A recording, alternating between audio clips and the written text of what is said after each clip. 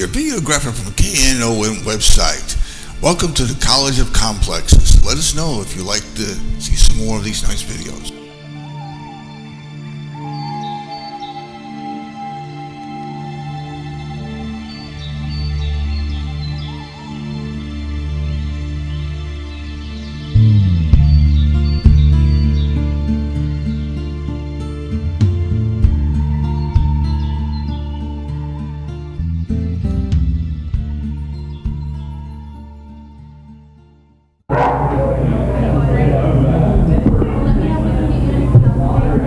Testing 1, 2, you're all right? Testing 1, 2, just checking. Testing, how's it sound, all right? Are we there? Beautiful. Okay. Welcome to the College of Complexes. This is our 187th meeting. We started 4 years ago. Actually, this started in Chicago in 1951 for the purpose of solving all the world's problems. They're still working at it. We're doing the same thing. So anyway, we put a speaker on every week. We give our speaker an hour to make a presentation. If they go over an hour, we cut them off. If anybody interrupts the speaker, we remind the interrupter that we only listen to one pool at a time. After our speaker is finished, we have questions and answers, not speeches. Then we have remarks, rebuttals. Everybody in the audience gets 5 minutes at the podium that wants it to respond to what the speaker said for or against. And then our speaker gets a comment and close the meeting. We're usually done around 9 o'clock. This place is open at 11, so you figure it out. Anyway, before we put our speaker on, though, we have, if there's any announcements, now's the time for announcements. Any announcements? Any announcements? I think maybe George has an announcement, I don't know. He's thinking about making one. Susan has one. Someone over there is, here he comes. He's going to make an announcement. Yeah, he's going to, he said since we want an announcement, he's going to give us one. Where's that extra speaker we have for, you got over there? Oh. Yeah, no, I'll need it later. Yeah. Oh, right here. Okay. You're up. Okay, Tom. Yeah. You're down. I'm down. And I'm up. Hello, people. I was going to have Susie, which Susie's so good at making announcements, but she said I was sitting closer and she couldn't get out. So I'll do it. What this is about is Get Covered America. On October 1st, Obamacare, as we love to call it, you'll be able to sign up for it.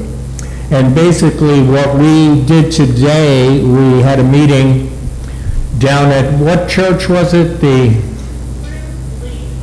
True Lee Baptist Church in South Dallas. And then we went out and we canvassed, giving people some handouts and asking them pertinent questions, whether they did have insurance or didn't have insurance and so forth. And we gave them information to where they could check and go on from there. So that's what it's going to be about. Obviously, I am an activist and I will be doing this. And anybody else wants to help, let Susie or me know, because we could use a lot of help. There's been too much information and basically lies about it, so we want to straighten out the thing. Thank you very much.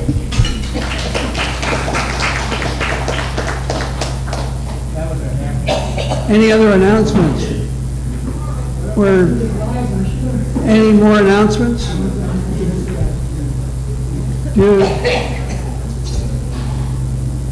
Any announcements? No announcements? I can't believe it. Usually it has an announcement. All right. I guess that's it for announcements. Anyway, just for what it's worth, we need speakers for next week for all of July. So if anybody's interested, let us know. We'll put you on. The next speaker we have scheduled is August 17th. That's the last great reform in the Federal Reserve Bank. It kind of corresponds to what's being going on tonight. but that'll be next August 17th. Meanwhile, we need speakers for the next several weeks, so if you want to do that. That's it on announcements, I guess. All right, our speaker tonight is John Beasley. He's an English-born author. He London Imperial College, University of Dallas, MBA, PID, PhD.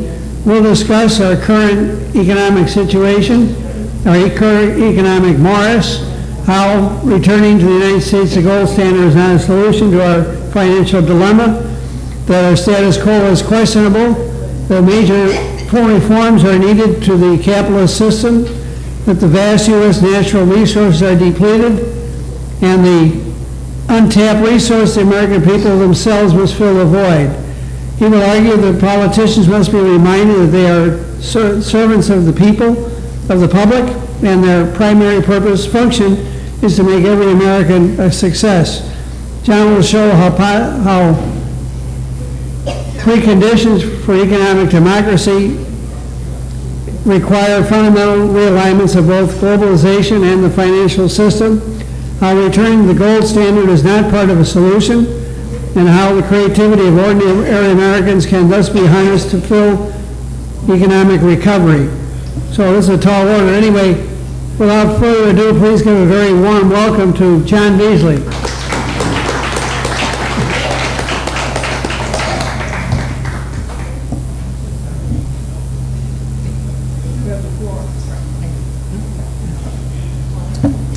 Well, thank you. As we say in Texas, all right. All right. So tonight I'm going to talk about the pitfalls of returning to the gold standard and why it isn't the answer. Now, so why did this topic of the gold standard come up? Well, it came up last year, just before the Republican convention. Of course,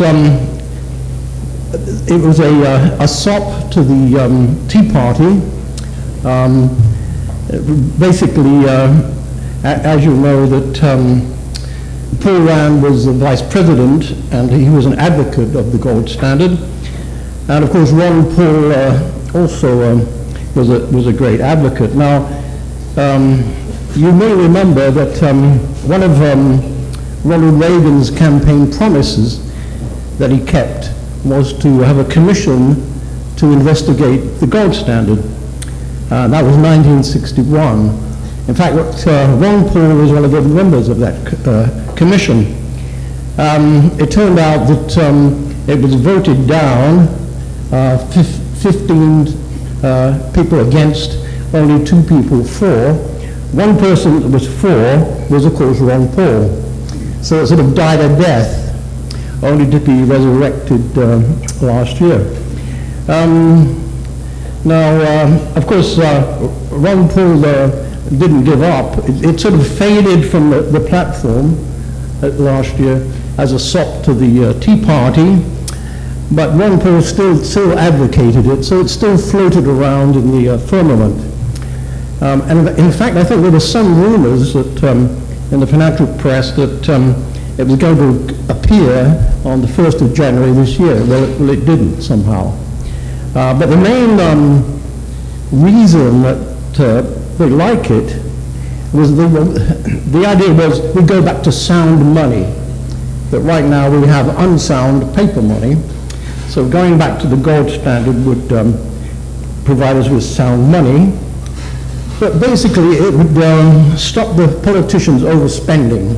Of course, they've been wildly overspending, and we have deficits. And going back to the gold standard would cure that.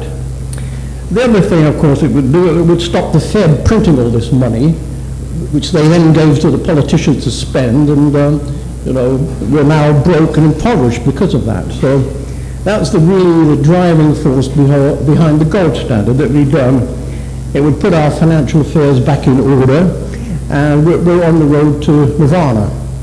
Well, what we must do now is present you with 3 definitions of what we're talking about.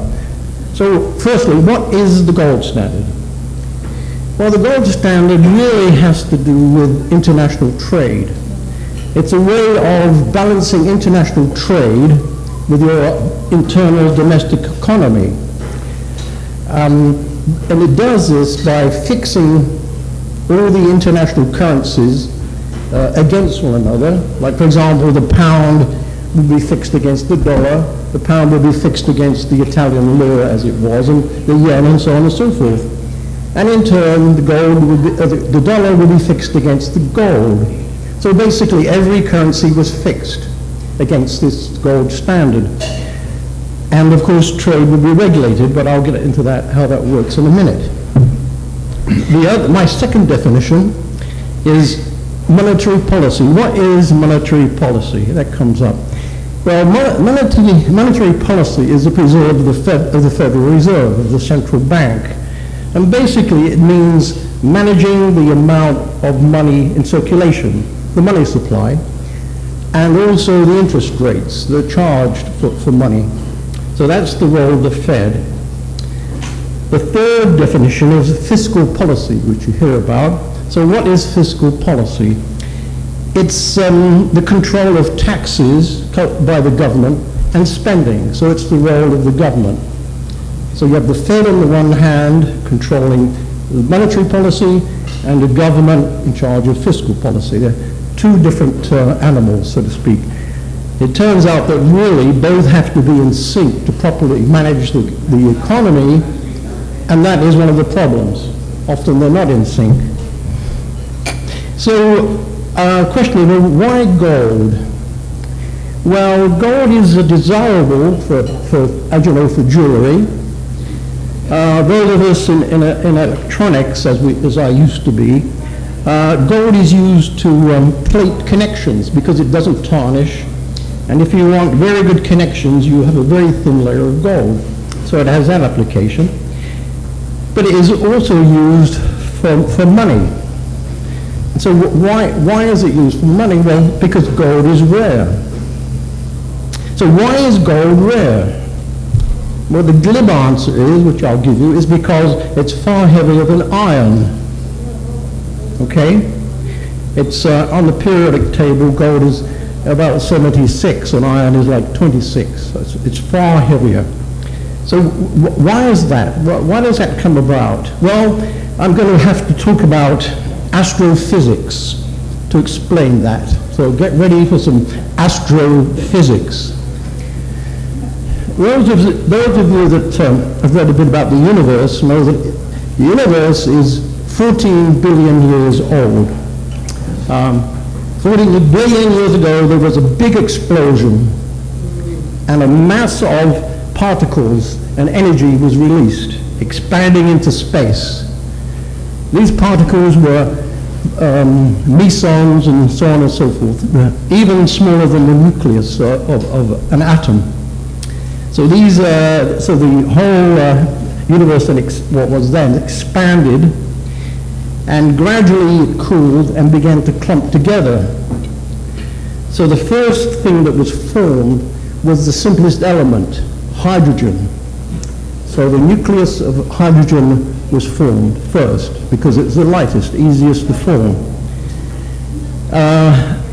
So it forms stars, and having formed hydrogen under the force of gravity, the star would be compressed and get hot. So then a process of fusion happened. Hydrogen was compressed to form the next element up the chain called helium. So it took 4 nuclei of hydrogen to form 1 nuclei of helium. Now this process goes on in our sun today. It's what provides us with our energy. It also is the basis of the hydrogen bomb. And funny enough, this process is now been recreated on Earth. There's a lab in Culham, just outside of Oxford, that has created a magnetic bottle, and inside this magnetic bottle, they've created temperatures well in excess of millions of degrees, and they've managed to fuse hydrogen into helium to create energy. And in southern France, we have an international group doing the same thing. And that's really the hope for the future, is to have that as an unlimited energy source. Anyway, let's continue on. So this process of the lightest element, hydrogen, fusing into the next one, helium, continues on until you get to iron, which is, as I say, it's 26 up the periodic table. You remember that periodic table is about 100 elements, hydrogen being the lightest, helium number 2, iron number 26. When you get to iron, if you try to fuse iron together, you don't get a creation of energy. In fact, it absorbs energy. So that's where this process stops. So the question is, well, how do you get these other elements above iron? And so Fred Hoyle, who was a Yorkshireman, spent about 10 years working this out with a few other scientists, a couple of English couple and an American, and they worked out the problem in the early 50s. What happens is that in stars that are slightly bigger than the sun, when it gets to creating iron, the sort of iron nucleus, the weight of it collapses even more. And you get tremendous heat created, and you get a supernova explosion, which people have observed, and it's like a flash in the sky. And out of that heat, the other elements are formed in this fusion process. This is why the upper elements are quite rare, because supernovas are quite rare. So that's how stars are born and die. In fact, there have been several cycles of this birth and death of stars. And I have to tell you, folks, you'll be glad to know that you are stardust. You are made of stardust. So that's how the elements were created in our universe. What happened before our universe is another story, which I might tell you about sometime, but not today. So that's the exposition of astrophysics and how we came to be. So let's get back to the story of gold. Metal has been used for coinage for about 3 millennia, 3,000 years. Gold as such has been used before the Christian era. But for the most of the time after the Christian era, silver was also used, because silver is lighter than gold and is more plentiful, but it's still a precious metal.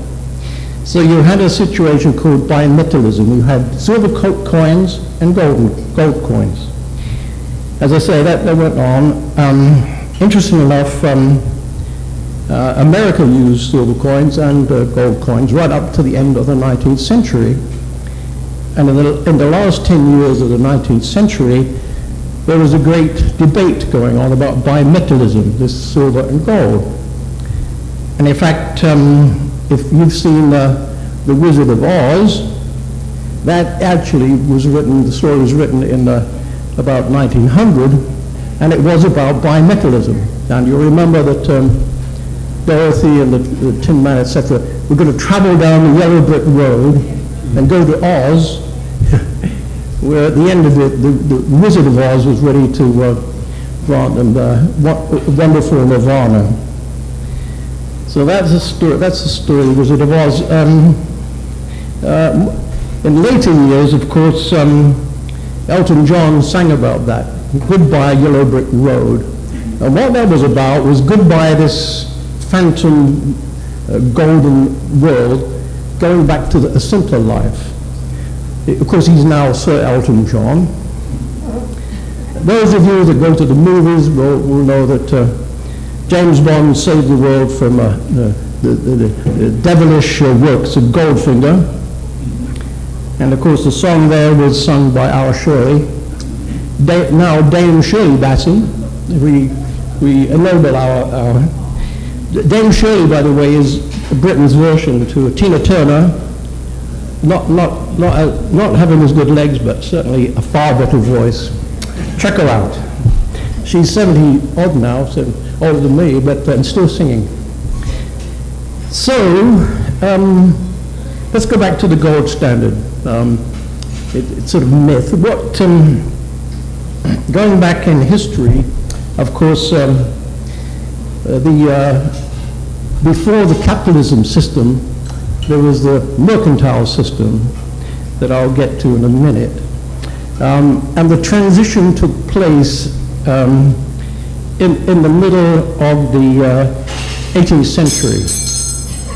And so at that time, you had a series of economic philosophers that were really trying to understand the workings of how the new economic system should work. Specifically, how the theory of the gold standard should work. And the chap that did that was a Scotsman called David Hume. He was a predecessor of Adam Smith. In fact, Adam Smith purloined quite a few of his ideas, but never mind. People do such things. His theory was this, that the gold standard was used, as I say, to balance trade against the domestic economy. So how does that work exactly? Well, it works in the following fashion, that if a country has a super good year in exports, you will then have an export surplus, a trade surplus, which has to be paid for by gold. So gold flows back into your economy because the exports are being paid for. And so what does that do to the money supply? Well, of course, the money is tied to gold, therefore it expands the money supply. So what that does is cause inflation, and the prices rise. So now your exports are more expensive, so they decrease. So you see, the money going to the gold actually balances your domestic economy with your export economy. Conversely, if you have a trade deficit, then you have to pay in gold, so gold flows out. So when gold flows out, your money supply is decreased and the prices fall, so your exports get cheaper. So by this mechanism, the gold, going on gold balances trade with your domestic economy. Now, of course, like all good theories, there are certain assumptions made to make this all work. Of course, you have to have a stable population, you have to have a stable amount of gold, and you must have stable business conditions, which of course almost never happens, but that's the theory of how it works. Now, did this in fact guarantee stability in prices? Well, of course it didn't, because as I said, when you have the trade imbalances, one minute you have a excess, the next minute you have a deficit, so prices actually naturally go up and down. But even beyond that, there were quite wide fluctuations in the 18th and 19th century, even though we were on the gold standard. So much so that really the central bank had to intervene. In fact, the main central bank in those years, of course, was the Bank of England. It's now 300 years old. And so in 1844, it passed what was called the Bank Charter Act. And what that did, it separated the commercial banks from the banks issuing paper, kind of like a Glass-Steagall Act. The other thing they did was to fix the amount of notes issued to the amount of gold in the bank. So that was, and also they could intervene by changing interest rates. So it was a kind of controlled gold standard. Now, okay, of course this operation was a monetary policy, but all monetary policies are really undone by fiscal hubris. Fiscal hubris. So a couple of examples of fiscal hubris. We'll go first to Spain. Late 16th century Spain. Of course, Spain had a huge colony in the Americas, And of course, the main import was gold. I'm sorry, silver. Some gold, but mostly silver. So you had an immense amount of silver flooding into Spain. And of course, this caused inflation. So the traders got filthy rich, the others relatively got poor. But what really undid them was their imperial pretensions. Spain at that time was, the king was King Philip. He was a Habsburg, member of the Habsburg family from Austria, but he was king of Spain. And he had possessions. He had, for example, most of Holland was part of Spain and Belgium, parts of Italy, and they were at war with the Turks. So much of this money was spent on these foreign excursions. They did not invest in Spain very much. So when the silver began to dry up because people like England rushed off and did things, and the Dutch did, by the time Philip III came, the sands were running out, and that was really the decline of Spain. This decline was, if you know your literature, Cervantes wrote the story Don Quixote, was really tilting at windows, tilting at this phantom glory that was Spain, that was fading away at the time. Basically, coming back to one of my favorite ladies, Thatcher did about the same thing in the 80s. As you may know, an unexpected bonus came to England in the shape of North Sea oil. Thatcher, other than the excursion to the Falklands, did not get involved in foreign wars or excursions. She got involved in a war against the people. And in doing so, she crashed the economy. And so North Sea oil went to pay people to be unemployed. Norway, that was the other side of the North Sea, had the same fortune. They, in fact, took the money and put it into a sovereign wealth fund for the future. That is what should have been done in England. It wasn't. So that was case one. Case two is more interesting for you guys. We'll go to 1944 and the Bretton Woods Agreement in New Hampshire. What was that? Well, it was the way that England and America got together to work out the macroeconomic situation and trading relationships after the war. Of course, at that time, 1944, England was flat on its back. It lost its financial reserves. It really was very weak, in a weak position. So the proposal put by Harry Dexter White won the day. So America at that point went back on the gold standard. Remember, in 1933, FDR took America off the gold standard. So all during the Depression, America basically was off the gold standard. So in 1944, well actually, full implementation was 1946, but at that point America went on the gold standard, and all the other trade participants went on the gold standard as well.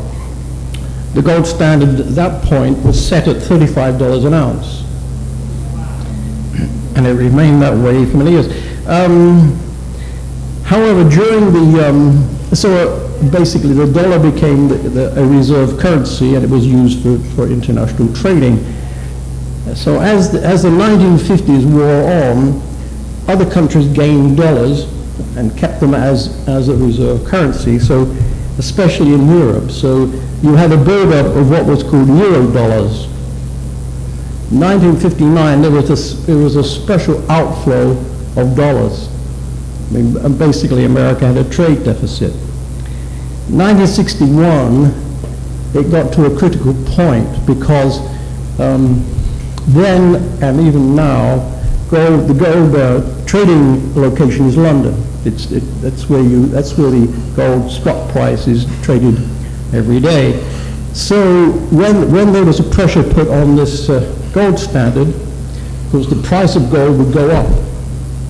So countries could go to America, buy gold at $35 an ounce, sell it for a premium, on the London Gold Exchange.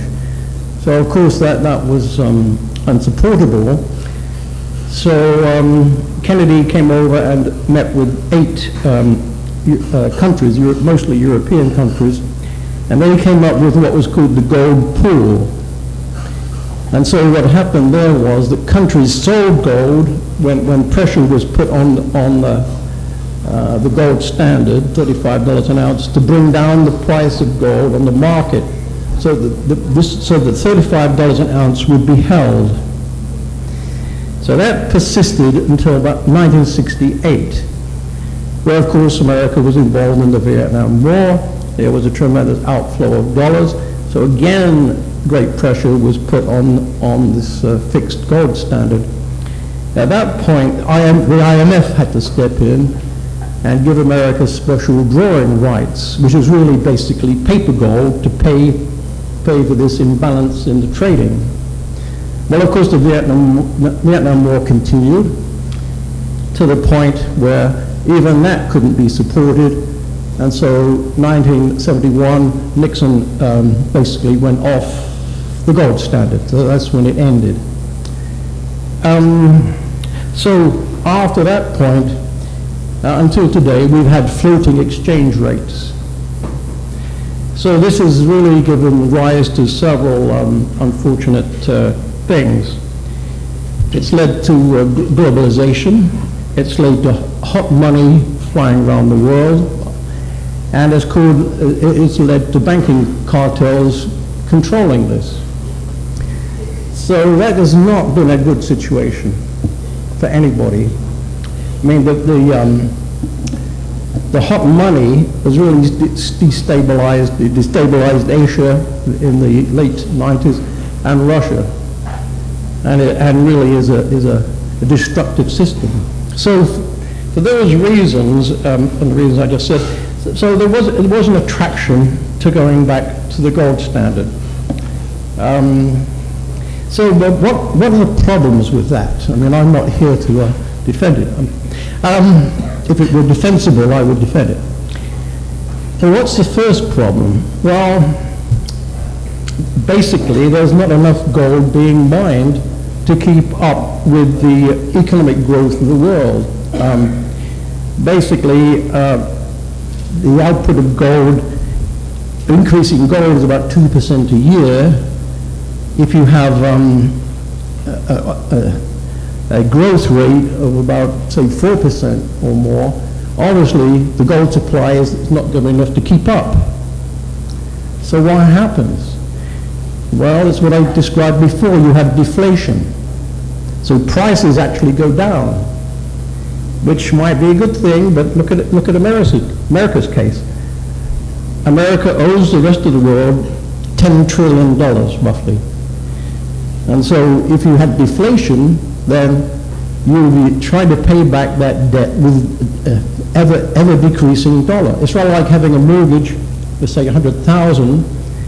You might be earning, say, 2,000 a month for this year. Next year, it'll be 80,000. It'll go down and down. So to pay it off would get more and more difficult. So that's the problem with deflation. Second problem is, even if you went back on the gold standard, you would not automatically solve your trade deficit problems.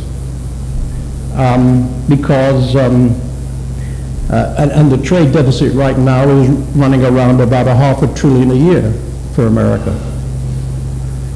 And the reason why it wouldn't necessarily solve the problems, because America could still issue IOUs to China in the way of treasuries, and it could still sell off assets, which it has now been doing. Like it's, as you know, the AMC cinema chain is owned by China, Smithfield, and many other companies have been sold off. Now, that's what Britain has been doing for years, basically selling off the assets.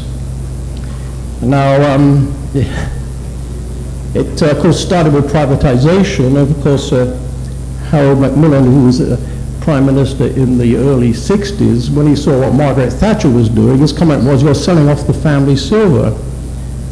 But when you start selling businesses, you start selling the furniture of the house. And my comment to the geniuses and the politicians in England today, what are you going to do when you have to sell the roof? Because it will come to that. But let's look at the financial situation. Right now, the financial reserves of China, $3.25 trillion. Japan, $1.3 trillion. The gold reserves of America at today's prices are about $500 billion. So ironically, the US is in the position Britain was in 1944, and basically it's broke. And of course Britain had fought the war for 6 years. That was the reason. America, frankly, has self-sabotaged itself through colossal stupidity on a grand scale. Third problem of the gold standard is that if you to run a modern economy, you need to have control of your monetary. You have to be able to run a monetary policy. Now, you can have a fixed exchange rate. You can have a free movement of capital. But if you have those two things, your monetary policy is dictated by that. Now, let me explain that. Because that was a position that Britain was in all the way through the 50s and the 60s. Basically, Britain was fixed on the gold standard. It ran at in the 50s, $2.6 to the pound. So what happened? That every time the economy started to grow, then England would pull in imports. So we'd have a balance of payments problem. So then it would clamp on the brakes. There would be what was called hire purchase agreements. Instead of putting down, say, 5% on buying a car, you'd have to pay 10%, 15%, so on. The interest rates would go up, and there'd be all sorts. You couldn't take money abroad. In fact, 1967, my wife and I went to France. Maximum you could take was £50 each. So you were basically in a financial straitjacket. Now, this, and in fact, later on, the balance of payments problem in England got so great, England was forced to devalue down to, instead of from $260 to the pound to $240. Now, George Soros, who was educated at the London School of Economics, knew this would happen, bet on it, and made himself hundreds of millions of dollars on it. So basically, what the problem really is when you go on this fixed gold standard business, you're in a financial straitjacket, which Keynes called, therefore gold is this barbarous relic. But living there, as I did in England, you really couldn't borrow money because you were always in this problem of this financial straitjacket. So money was always tight. You couldn't think of starting a business because there was no money to be had because we were always in this fixed problem. It was in that sense of gloom and doom that I said, well, to hell with this. So Xerox offered me an offer I couldn't refuse, so I came. So I arrived in 1968 with a new wife and $300. That's what we had. And I'm very happy I came because it's just got worse and worse in England, basically. And of course now, of course, for engineers, it's pretty bad in America too. But in those days, it was wonderful, wonderful. So that's the straitjacket problem. Well, what do we need to do? What would John recommend to do? Well, we've got to wake up, guys. We've really got to wake up here. The first thing we have to do is to understand that to run a modern economy, you have to coordinate monetary policy and fiscal policy. They go together. They can't be separated. So my recommendation is we have one institution that does that. We take it away from the Fed, and we take it away from the Treasury, and so on. So what's the aim? What's the goals that you do? Well, you say we want low unemployment, and by the way, in England in the 50s, unemployment, 50s and 60s, was 1.6%. Everybody that wanted to work could work. We need to get back into that in this country. We badly need it. It can be done. We need reasonable growth. We need low inflation. We need a managed trade policy. We need to be able to manage our way in and out of business cycles. And most importantly, we need to worry about social cohesion. Because if this ship goes off the road, the problem in the 30s that George Orwell, one of my heroes, wrote about, it was the era of isms, fascism on the right, communism on the left. Now, if the situation gets bad enough, you'll go one way or the other. And you'll have a totalitarian system. So you really need something that's going to put us on an even keel here, because I don't want to be in a totalitarian system. I want to be in a democratic system. So we also need to end this laissez-faire nonsense we've been under for 30 years. So what is my beef against the Fed? Well, the Fed and the Treasury have really been propping up these financial entities. That's their stock in trade. You know, I would support manufacturing engineering because that was my trade. These people, in my famous book, I call it was the cozy money club. They came from Wall Street to the Treasury, and then to the Fed, and they went around and around in a circle. But their game was to prop up the financial system. As I said last week, it was called socialism for the rich. So the bankers went right back after the crash to doing the self-same thing that they did before, as if nothing had happened. And poor old Joe Sixpack, one of my favorite characters, was left to pick up the pieces. Now, poor old Joe Sixpack probably lost his job. He couldn't pay the mortgage anymore. He didn't have the money to buy health insurance. And they said, well, poor old Joe Sixpack, you don't know how lucky you are. Don't you realize you're taking part in the creative destruction of capitalism? You know, what Professor Schumpeter talked about in the 40s. I mean, after all, businesses crash and then they rise again even stronger, and you're part of that. Aren't you happy? Aren't you proud to be that?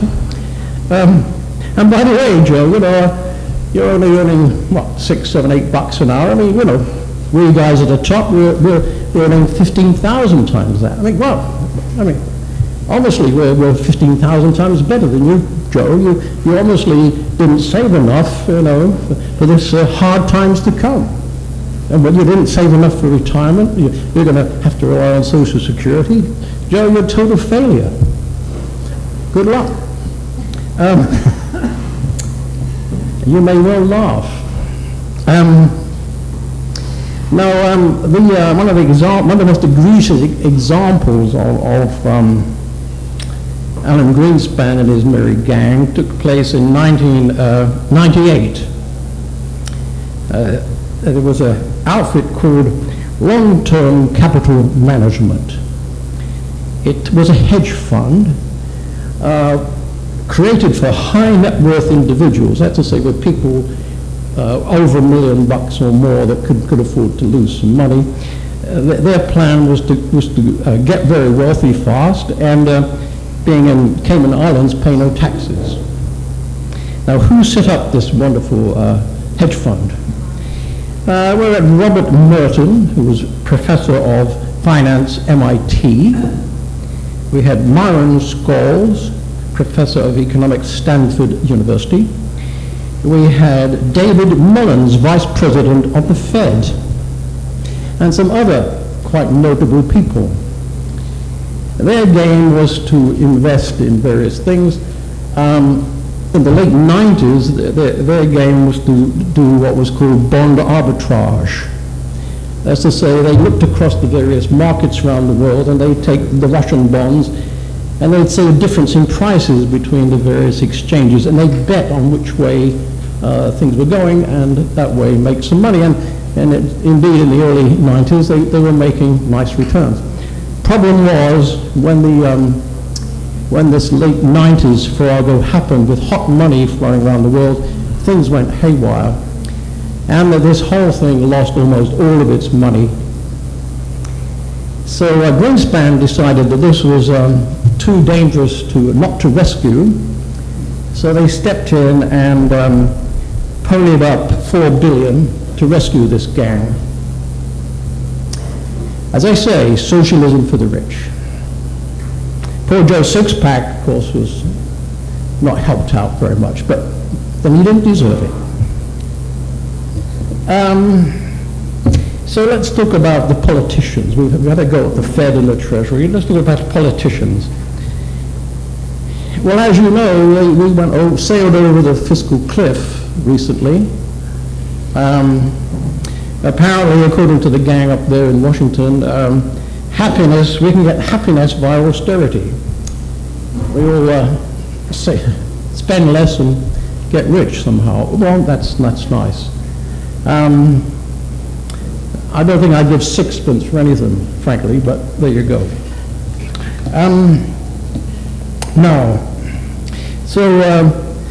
As I said, my recommendation would be some entity separate from the Fed that would actually be responsible for controlling the financial affairs of this country. And it would have a simple mission statement, which was really to do their best to make every American a success. Because that's what public institutions should do, help the people of this country. After all, we pay their way. However, there's a very significant fundamental problem to my proposal. Where do we find the people with the needed intellect and integrity? That's the problem. I really don't see much integrity in the world today, especially when it comes down to the ratings at the local level of the Better Business Bureau, which are worthless. So that's the problem. Where do we find a few honest people? That's the problem. So that's my first recommendation. We need to coordinate our economic system properly. My second suggestion is we need to return to the capitalist system. We do not have a capitalist system today. What we have is a pre-capitalist system. We've gone back to the mercantile system, which was where the king granted permits to the cartels, and that's what we have. We have everything run by the cartels. We have oligopolies operating inside America, which control most things you buy, and you have basically international cartels running international trade. So you really don't have the free market, you don't have competition, you don't have those things that are supposed to be the hallmark of capitalism. We need to break up the cartels, we need to break up the oligopolies, and we need to bring back true competition. There are the Sherman Act, etc., on the books to do that.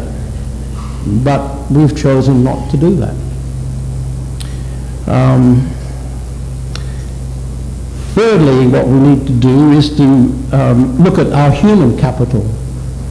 You know, this is the strength of any country, is its human capital.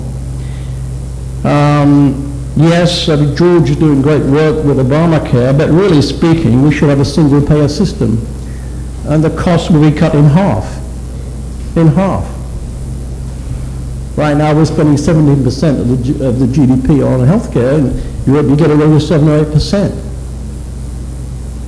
And I don't think the outcomes are much worse. Education. It's just about ruining anybody trying to get education. My recommendation there must be a much more efficient way using the internet to instruct our pupils all the way up to BA and BSc level.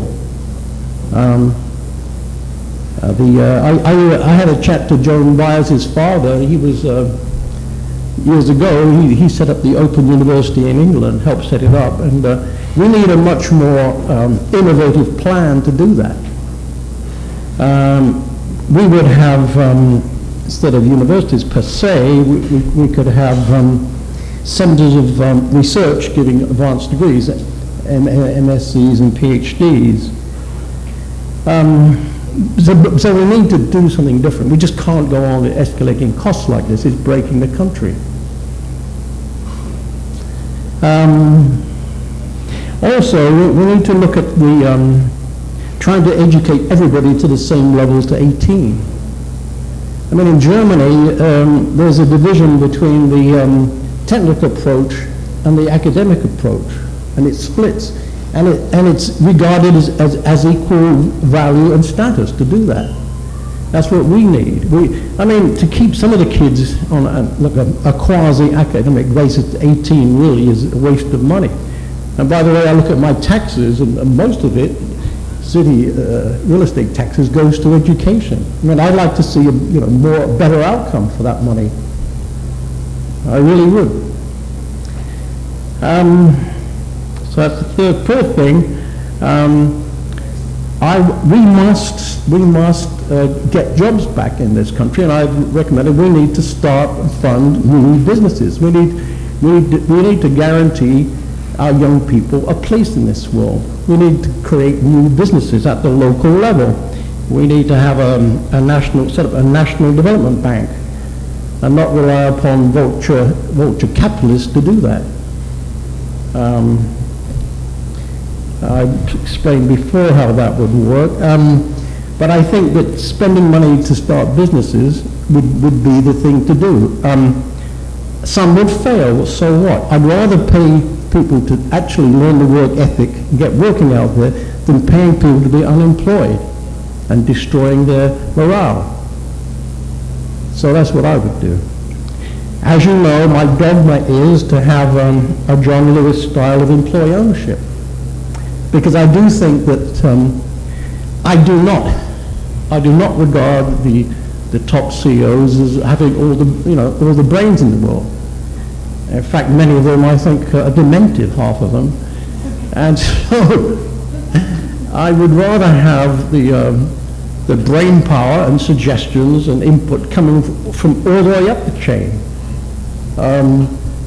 Because that's what we're going to have to rely upon if we're going to maintain a decent standard of living. Everybody should be free to express their views, to have a say in what goes on. Right now, the only people in corporations that have no say are the people that have a long-term interest in the company, are the employees. And the guys that come there at the top for a few years, rape and pillage it, and leave, they have no interest in the long term of the company, by and large. So as I say, my dogma is John Lewis style. We need, of course, to reform our famous banking system. But we need a four-tier system. Well, we need to have a super Glass-Steagall Act. We need to have commercial banks. We need to have investment banks that take our savings and retirement money and insurance funds and then invest in these ongoing stable companies via bonds, because that money then will be put to purpose. When people buy and sell shares, this money just flows around and really does nothing. And since the share ownership lasts for 22 seconds on average, we don't really have interested owners anymore. We just have total speculators. not interested in the company at all that they're supposed to own and manage. So then, of course, we would allow casino banks, but of course, if you have the commercial banks and these investment banks, most of the money will not go to these gambling banks. But if they want to gamble away and do what they were doing, fine. But when you crash and burn, don't come back to us, because we're going to fund you anymore. Number 6, I would like to go back to a gold standard.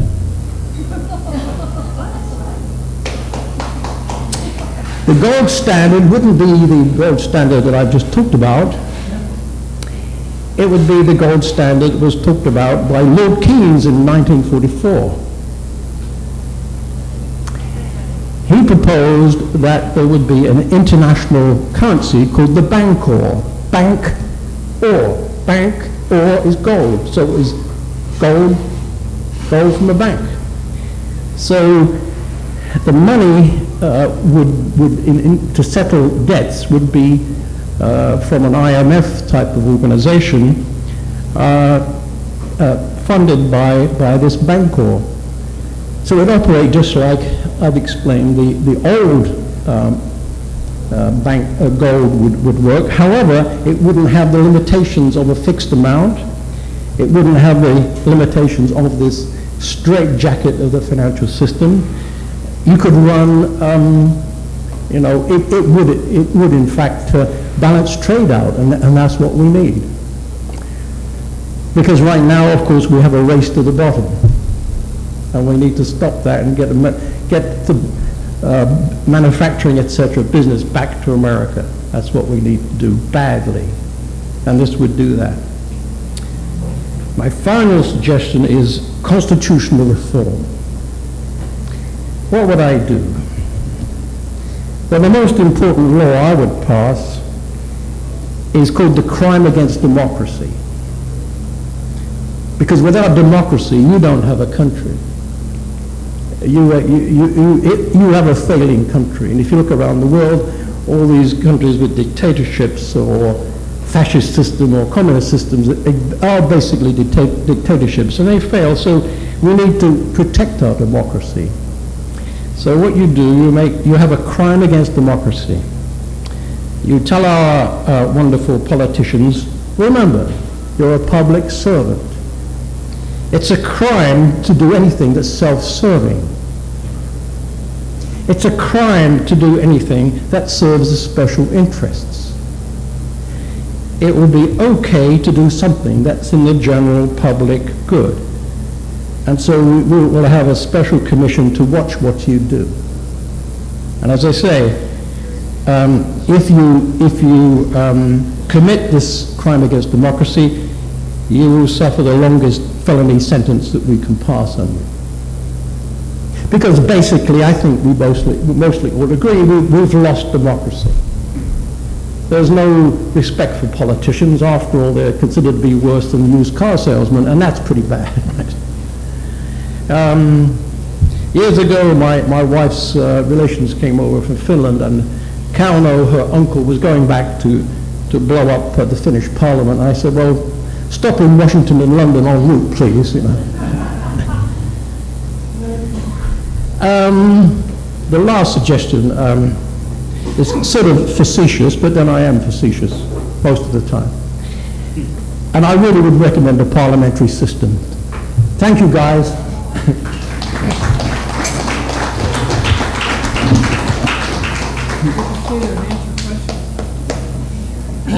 You could just stay here and answer questions. Okay. Who has the first question here?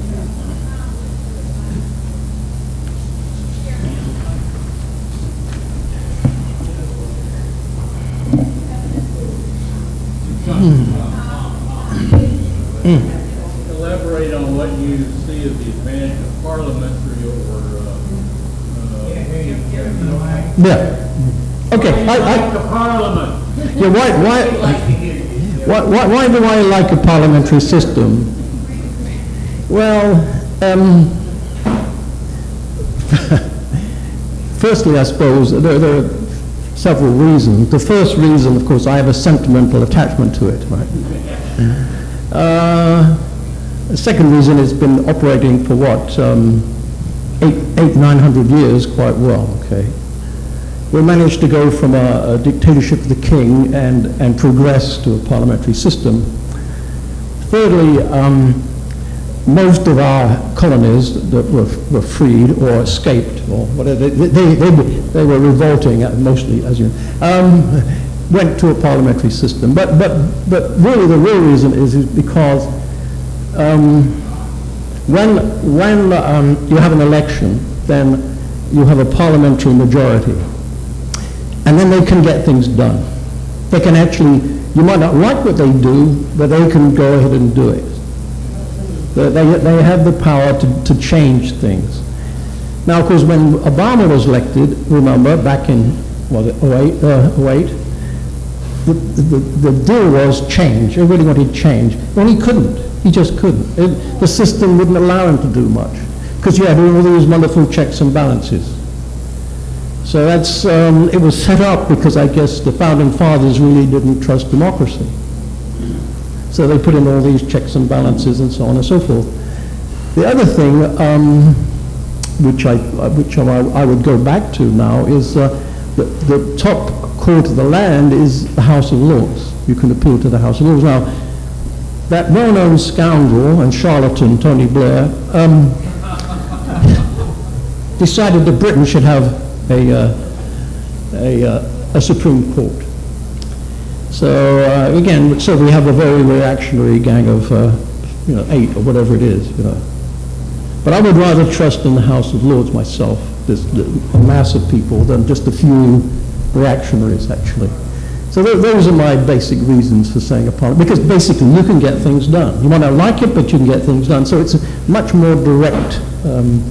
Also, you have by-elections when someone dies or whatever, and so there's immediate feedback. You also have parliamentary question time, where the Prime Minister has to appear before Parliament and answer questions. The other thing we have, which is good, is that I'm not particularly a royalist, but our head of state is the Queen. She's above all that. So she kind of can represent the country. But I remember Alan Day, who was a commentator, interviewing the Prime Minister, and he said, "Prime Minister, you don't really expect us to believe what you've just said, do you?" Actually, he was calling him a liar. Well, that's what you get in a parliamentary system.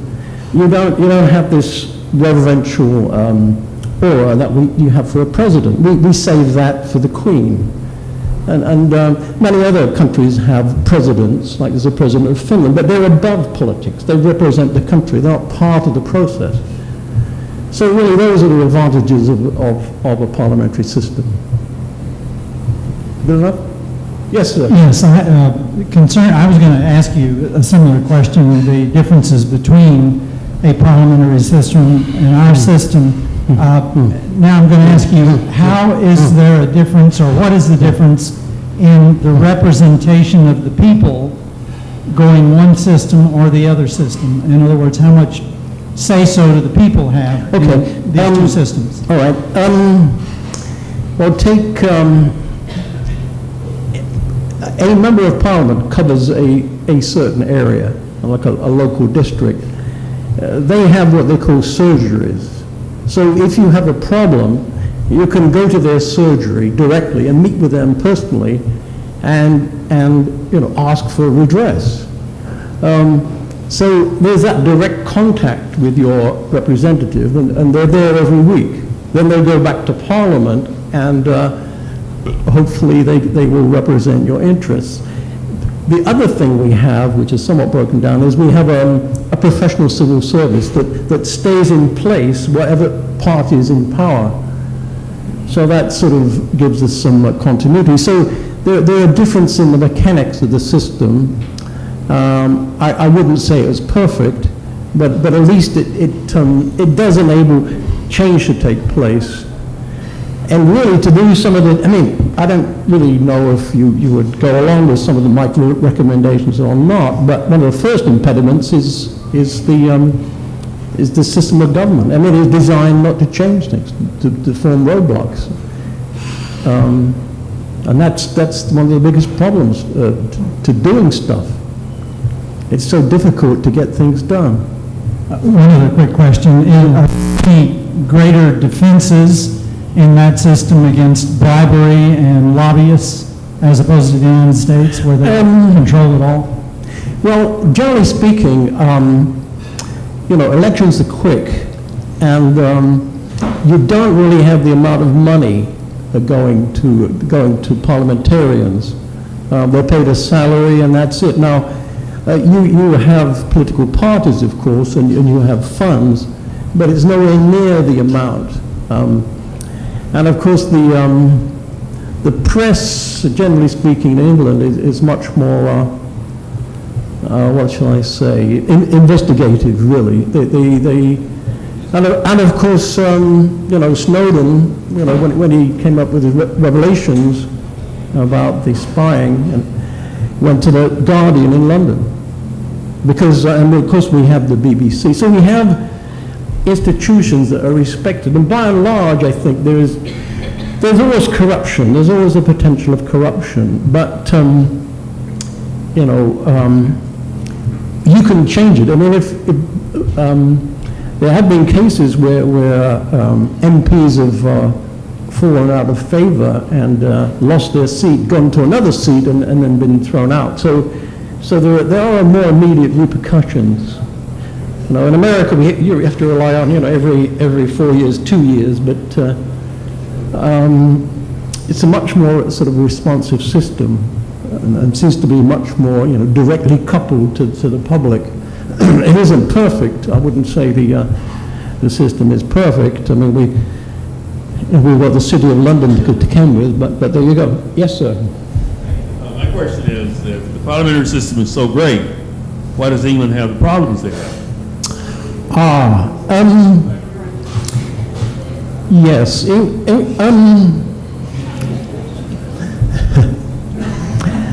I could give you her name.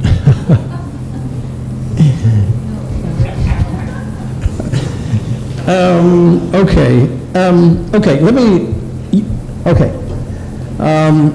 You have to go, okay, I'm in the process of writing to the media in England with my critique of the system.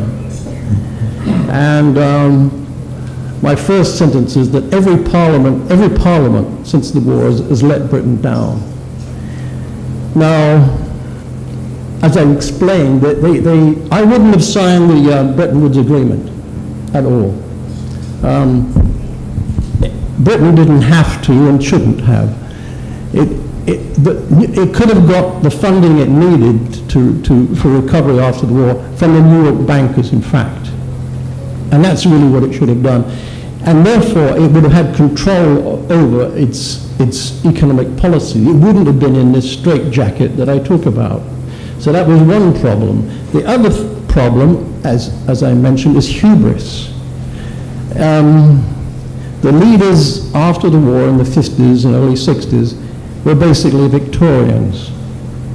I mean, they grew up in the era where if you went to Trafalgar Square, you'd see India House, South Africa House, Canada House.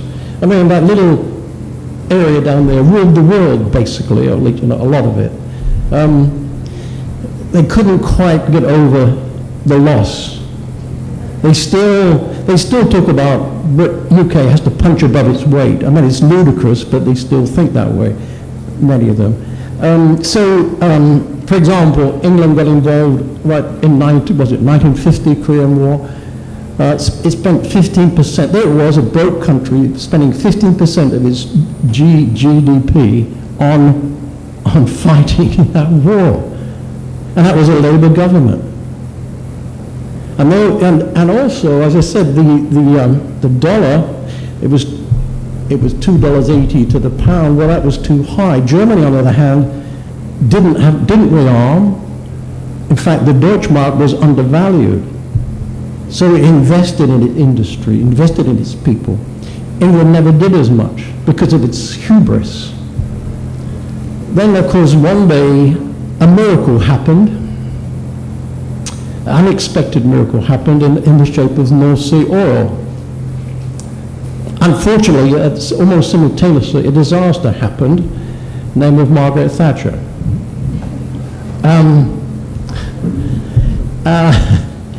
Basically, it was laissez-faire, it was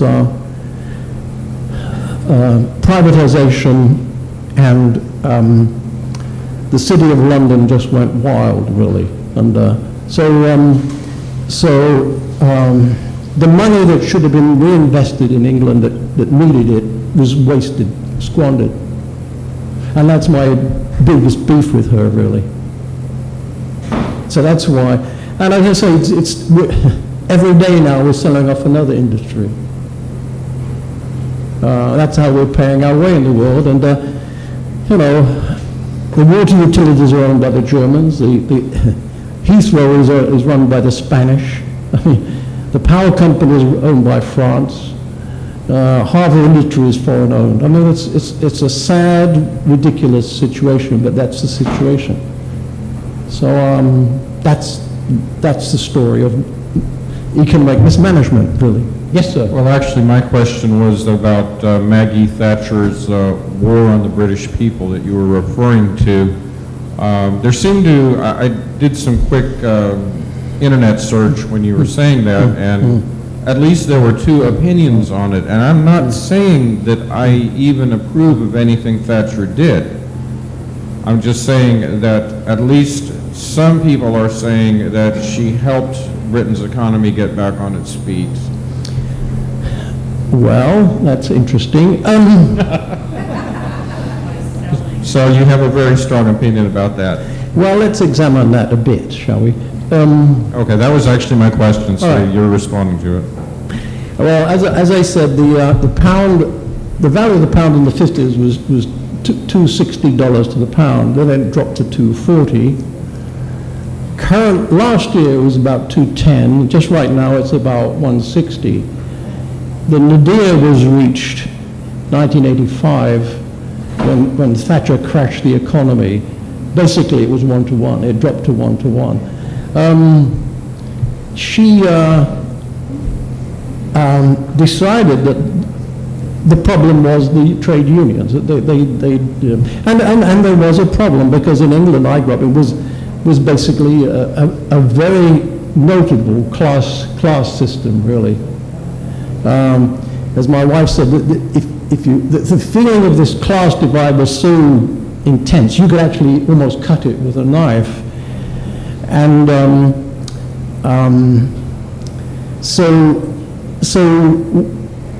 what happened was, well, before the war, of course, there were 10 men every job.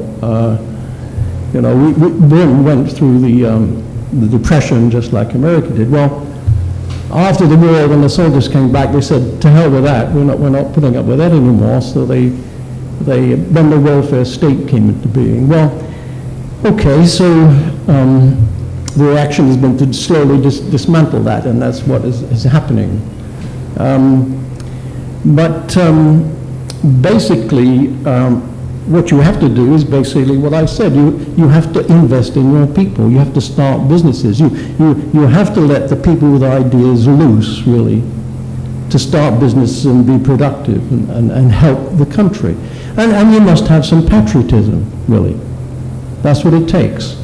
Just being super greedy, that seems to be the modern. The other thing that troubles me, actually, is this notion that ripping people off is the clever thing to do, you know. Cheating on Wall Street or being dishonest as a lawyer or an accountant or auditor or whatnot that we've seen in spades is the smart thing to do.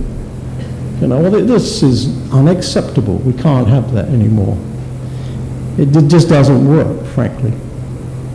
So we need to step back and say, look, country, we've got to get our priorities straight. As I say, we have to learn to be honest. We have to learn to have integrity. We have to learn our business and do it and all prosper together. You know, I used to row in a rowing 8. Now, you win races by all pulling in the same direction. But if half the crew are rowing one way and the other go the other way, you don't win races. So, America is in trouble and needs to pull together. This bickering on Wall Street is a disgrace.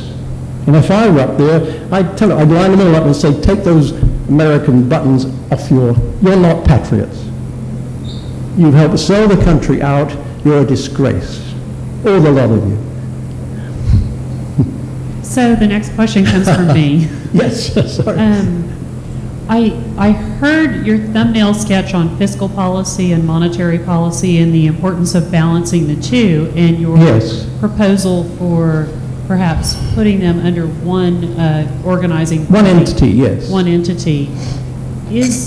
I guess the question is two-part. Has that ever been done in another country and succeeded? Well, yes, in a sense, because after the war, the Bank of England was nationalized. So in effect, you had it all being managed out of one place. So it has been done. The first thing the new Labour government did was to unnationalize it, and of course then we had the we had the Bank of England, we had the banks, and we had the Financial Services Authority regulating everything. I mean, it was a farrago. So. Typically you have a central bank, but a central bank by itself, doesn't solve the problem. It can only affect monetary policies. Particularly, what you need to do really is typically when you have a decline, you have a business cycle and a decline. The first thing you do is monetary policies. You start lowering interest rates because. That way, it's cheaper to borrow, and generally speaking, that works. Now, in a severe decline, that's not enough because if you decline far enough, then people won't borrow even at zero interest rates because they're not confident enough. And the only thing you can do then is fiscal policies, which only the government can do. It can actually start spending and pumping up the economy. So you have to have both things in sync. And as I explained, if you have a growing economy, then you can pay your way, and you can actually lower taxes because if you take in more taxes because the economy is growing, it will be a fiscal drag. You'll take too much out, so you can lower taxes. So that's the difference. So you have to run the two things together, and you have to make sure the balance is right between the two. Thank you. Yeah, John, maybe you could explain, we have our Congress with about 10% approval rating. Now, if this was England, you could have a no confidence vote. How does that work? Well, I'll give you a famous example. May the 8th, 1940, the day my sister was born, Chamberlain was Prime Minister, and the war was not going well. And so Chamberlain got up and said, well, I'm sorry to report, we had a dreadful situation in Norway, blah, blah, blah. And I'm calling on the whole country to sacrifice for, And so Lloyd George, who was then in his 80s, flowing white hair, stood up and said, the Prime Minister has called upon the country to sacrifice. I suggest that he offer the greatest sacrifice of all and resign. And the whole House stood up and cheered, and that was the end of Chamberlain, and that's when Churchill came in. So you can call for a vote of confidence. If things are going wrong, then sometimes, some MPs are honest and they'll vote for the country and not for their party. So you can have a vote of confidence on a policy. Basically, it happened to Maggie Thatcher over the poll tax. She brought in the poll tax, which is like a feudal tax, basically, and the whole country revolted. And the there was a vote of no confidence in Parliament, and her party voted with the opposition against her. And she was gone. She had to drive up to the palace in tears and resign to the Queen. So yes, that's the way it works. So no confidence and go, and people do go. Yes, sir. More or less, the pressures on the Prime Minister when you have the no vote confidence. You still have Common and House of Lords still intact. But the problem in the United States we have now is more or less Congress. And so they're the one who has a low opinion rating. But there's no see, you have the party in power and you have the loyal opposition, okay? Well, when a policy like the poll tax was so misguided and so unpopular, and of course the Prime Minister, has a great amount of power, and basically speaking, the cabinet is about 12 people and the Prime Minister sits over that. But that doesn't mean they have absolute power. The power resides with Parliament. And if the Prime Minister and Cabinet decides to do something, which they can do, then has to be voted on. And so a vote of no confidence can be called, and if you lose that vote, basically there's an election. It can happen any time. So, if in the current state of affairs, or the fiscal cliff and whatever it is, if you had that system in Congress, you could call for a vote, and so basically the congressmen will vote their conscience. Hopefully, unless they were bribed by the current system, you shake your head and maybe you're right? But, in England it does happen. It's a parliamentary system. A vote of no confidence. Good on you, John. Okay, Jim. My question is very simple about getting things in sync. I'd like you to explain a little bit more about what's involved. To me, this is my opinion. I'd like your comment on it. What's involved is ordinary people taking power, and forget the lobbyists, forget the money, forget everything else. Ordinary people somehow or other have to take the levers of power back in their hands. Okay, and once that's accomplished, you could change the rules of the game, and then you can make some progress. Anyway, that's my view. What do you think? Yeah, Jim, that's why I put in those two caveats. One, the crime against democracy, and two, economic democracy, because basically you give the ordinary people a great power over the crimes in Congress, and then you have ordinary people standing up for their economic lives. So that, to me, is what democracy should be. Everybody should be able to stand up and give their view, right or wrong, and without repercussions. The problem is what we're left with now is whistleblowers who blow the whistle, and they're done. They know that. You blow the whistle on something, and you're done. It takes a brave man to go against the tide and blow the whistle. But if you had true democracy, there should be no. You shouldn't have the FBI running around taking names and in the 50s and forcing Americans overseas. I mean, it's Okay, Ray, fire away. Yes, John. You had said that you had supported things like a return to capitalism, and you like the idea of competition and perhaps government of the people. You like the idea of more and more businesses because people can do it. And this is exactly what Mrs. Thatcher supported.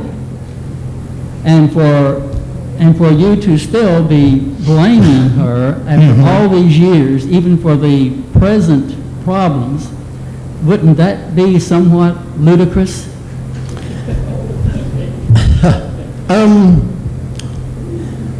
Okay, the flaw in that statement. I can see that there's a dichotomy here. The flaw really is that the motor, yes, if you want people to start businesses, to own a piece of the action, you have to give them a mechanism to do it. Okay? Now, basically, you have to set up a financial system that does that, Ray. Okay? This is what I've proposed.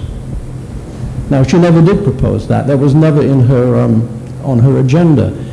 She thought by privatizing everything would magically be more efficient. What happened was that it was a wonderful way of raising money for the government, but it was a wonderful way for a few civil servants to get filthy rich, which they did. What happened next was the normal process of a few people at the top running things. You had the importation of the cheapest labor to, say, clean hospitals and things like that. And so you had things like MSRA running rampant because you know, so yes, she was for enterprise, but it was really an enterprise guided by the rich, for the rich, and it degraded standards. Also what it did, as I said, she sold off the family silver, she sold off, nationalized the railways. You know, we have more socialism in Dallas than in London, I mean. So basically, basically she put up a big sign saying England for sale. So basically, we've lost control. That whole process meant we lost control of our economy. And so basically, what's happened is British people now are working for zero contracts for foreign companies. A zero contract is you have a contract to work, but there's no guarantee of any hours. So it's just like, you know, the situation of longshoremen before the war. You show up down on the longshore to unload the cargo, they pick out men, there's so many hours, that's it, goodbye the rest of you. That's what it's become. Now that is not a system that I can condone at all. You're treating people like nothing. And that's not, you know, I don't have many values, but I do have a social conscience. And there are many people I talk to, I say, fine, you can go away with your religious values, but I'll stick to my social conscience. So that's what I'm talking about. She was on a, you know, she came from the same, you know, lower echelon as I did, like the petit bourgeois. She was a shopkeeper's daughter. My family back 100 years ago owned small businesses and they were put out of business in the Depression. But I was put back on my feet by the welfare state. So you know, because you have no idea how Britain was, bad it was off in the in the middle of 1940s. I mean, there was no cold, people froze. I mean, I got ill, my dad got ill. I mean, you know, it was bad. But we were lifted up by government. I was given an education, health. I cannot turn my back on that. But I want everybody to be helped. Everybody is a citizen. We all need help sometime. Now, if we have a social conscience, we need to help others. I try to, myself in my dealings with people, I try and help people as much as I can. That's our human duty. This notion of greed, and more greed is a self-destroying ethic. And that's what we see too much of. Ray, I don't know if that explains it or what, but really, she had a right notion, but you know, in some ways, but the implementation was back to this laissez-faire. The problem with laissez-faire is this, is that in the, it works out, the people with the money then control everything. And they're not happy, they want everything. They even want servitude. I mean, go read The Guardian today about life in London for someone who works for Goldman Sachs, who works the midnight shift. It's terrible. I mean, you can imagine, these people act like, the only word to describe them is they're vile. The way they treat the underlings like dirt. They make them, come in for night. They demand changes. Like one lady said, well, the only way I work the midnight shift, I leave at 4 a.m. But they make me do changes, so my taxi's left waiting, because, you don't treat people like that if you want to be a success. Candidly, if I meet people like that, I would really tell them what I think, straight out, because in my hard school in London, it was a school of, we all stood up and said what we think. And by the way, my state school had a draw of about 2 or 3 million kids. They were the cleverest people I've met in my life in my high school. Strange to say. But so I had a brilliant education because of all of that. So that's what this country needs. It needs to get a conscience. It needs to make sure its people are a success. And it needs to set up the processes to do that. That's what a government should do. But the government being in league with big business, where the top gang take everything and want control, no. That's not a system that's totally unacceptable. And it's not working. If it were working well, I'd say fine. All right, you've proved your point. But it's not working. I mean, the poor country is going down the drain, that's why I wrote my book, Sabotaging America, because it's self-sabotage me. That's the way I feel. Now, prove me wrong, anybody. Yes? I just missed a few bits when you were talking. The new gold standard that you said you were proposing was similar to what was proposed back in 1944 and then you mentioned somebody's name. Yeah, Lord Keynes, John Maynard Keynes. Oh, okay, Maynard Keynes. By the way, I amused my friends because I said, well, let's go back, to talk about things. Firstly, we need to go back to 1066, of course, everyone laughs. And of course, the second date is 1776, for Americans. And the third date is 1944. One of my best friends is a historian, and he has another friend, and his son wrote a book called The Battle of Bretton Woods. It just came out. And it's very interesting reading. It's what happened at Bretton Woods between Harry Dexter White and Keynes. But Keynes was right. In fact, when I went back to England a couple of months back, I had the book with me, and so the stewardess came up and said, what are you reading? So she looked at it, and I said, well, if they'd only listened to John Maynard Keynes back in 1944, America wouldn't be in the mess it is today, because I think he was right. So it would be a gold standard, but one that Keynes proposed. And one other thing, when you were talking about problems with the gold standard, did I hear you right in saying that deflation is a consequence of a gold standard? In a sense, yes, because if you export a lot, so you have a trade surplus, then gold flows back into your country. So remember, the money supply is tied to gold, so if the gold increases, then the money supply increases. So that means to say there's more money in circulation, and this causes inflation. So prices go up.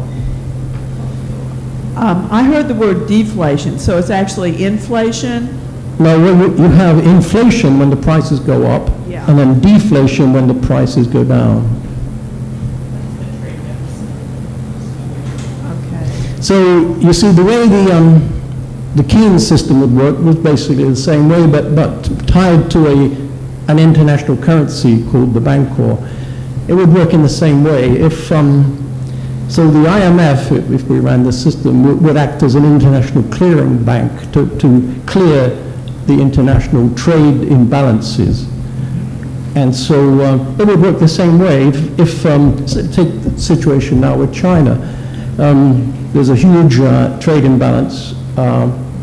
So at the end of the year, they would look at the situation and say, okay, China, you have a surplus of so much, then your currency must rise by 5%. USA, you have a deficit, your currency must lower by 5%. So gradually, you see, over some years, you come into balance. So it keeps the trading in balance.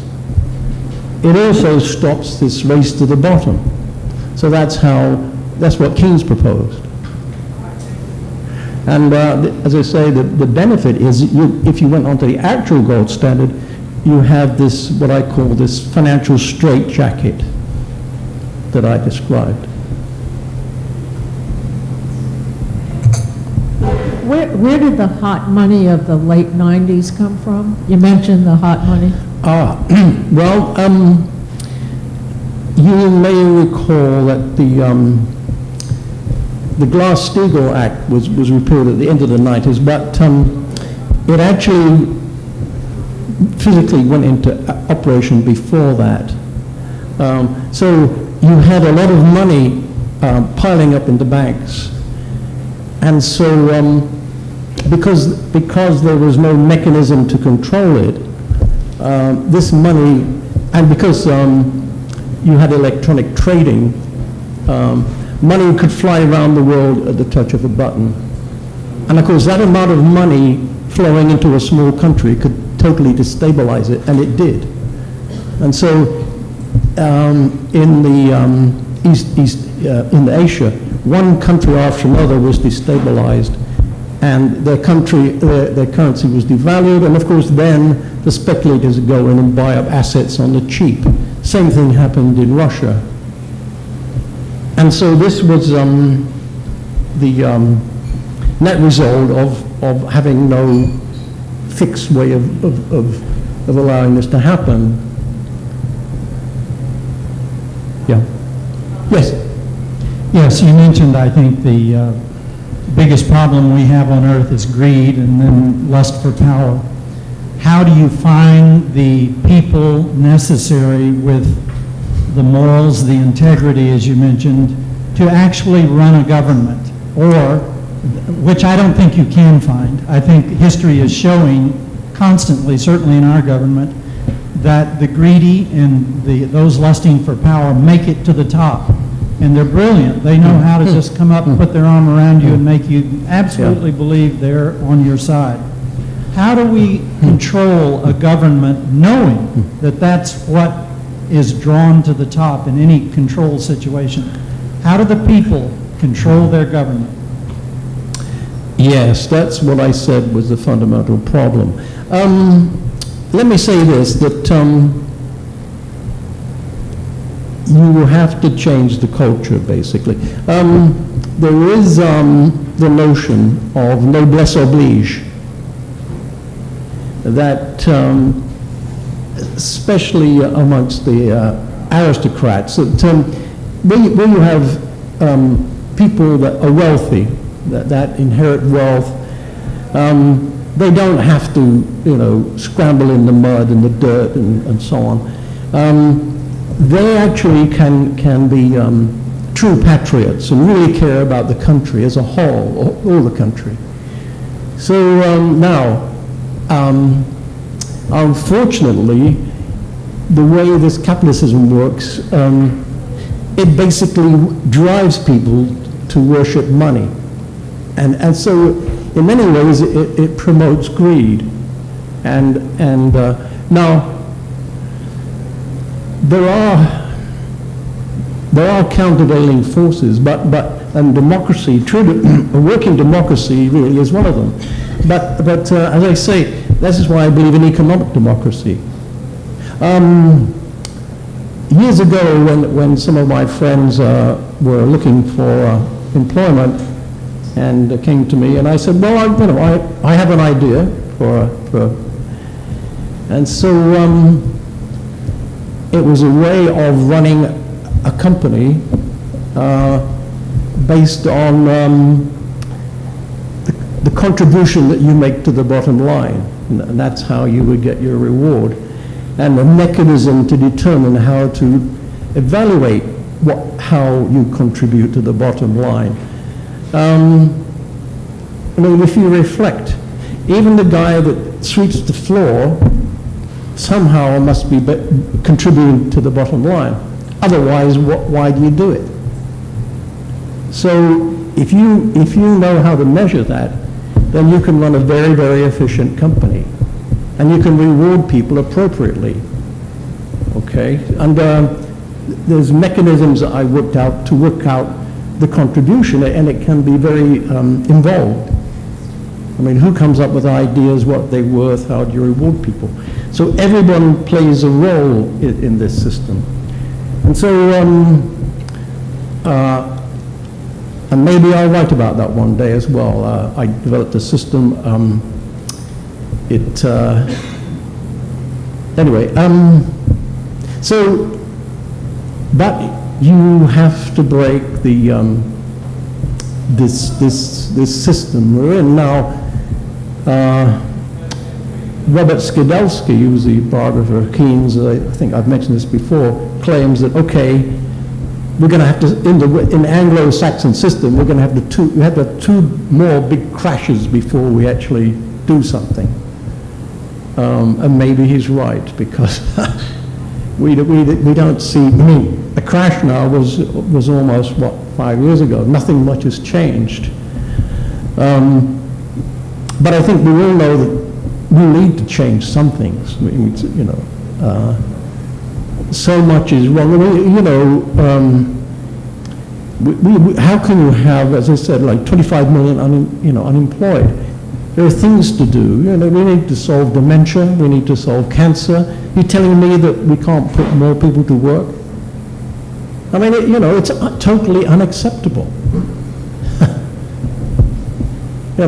So there's a moral component to this. Now, in a country that professes to be Christian, I don't understand how this greed business takes a hold. I mean, I understand the Protestant work ethic and how it all came about, but it's still unacceptable. How can you be so greedy? How can you treat people so badly?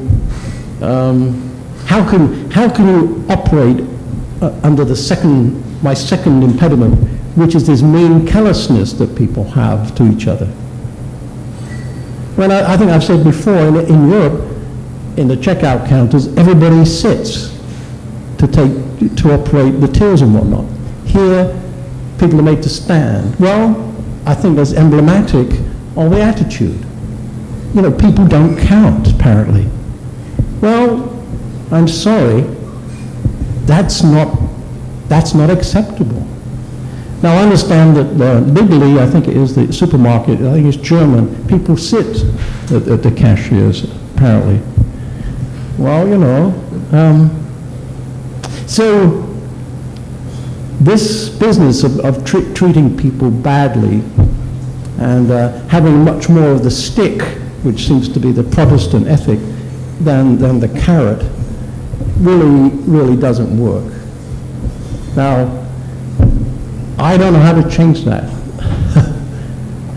It's grown up, 200 years now, going down the same track, really.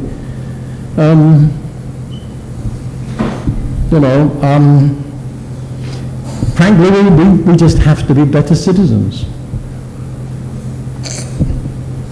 Now, I don't know if anybody wants to counter that, but that's my feeling. We have to care about each other more. We have to help each other more. We have to give people a leg up. We really do. Because everybody needs help in this world at some point. Either when you're young or when you're old, everybody needs to be helped. And we must understand that.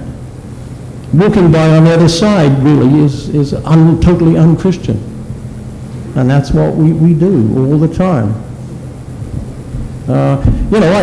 In England, just parenthetically, we were all Church of England, so we all had to learn the scriptures. Funnily enough, my first prize in secondary school was scripture prize. I don't know how I won it, but I did. So I know what Jesus said. And I do subscribe to the Christian ethic. I think some of the religious values are crackpot, but that's another matter. But I think the Christian ethic is sound. But I don't see it being practiced. Okay. I completely agree with you about the need in this country to raise the moral standard. Again, I would recommend everyone go look at that video on YouTube of Yuri Bezmenov when he talks about the tearing down of the moral standard of a nation being the first step in converting to communism. I think, however, when we look at reality, when we look at history, because of greed and lust for power, I don't think a socialistic form of government will work in humanity for probably 10,000 years. Because there has to be this huge evolution of moral fiber that we have really lost a lot of. And so I think what you were saying about everyone having that mindset to help their neighbor, to help everyone else, is the way to do it. Not through a socialistic government, because that's taking all of that property and money and turning it over to the greedy controllers who are the ones in Washington, D.C.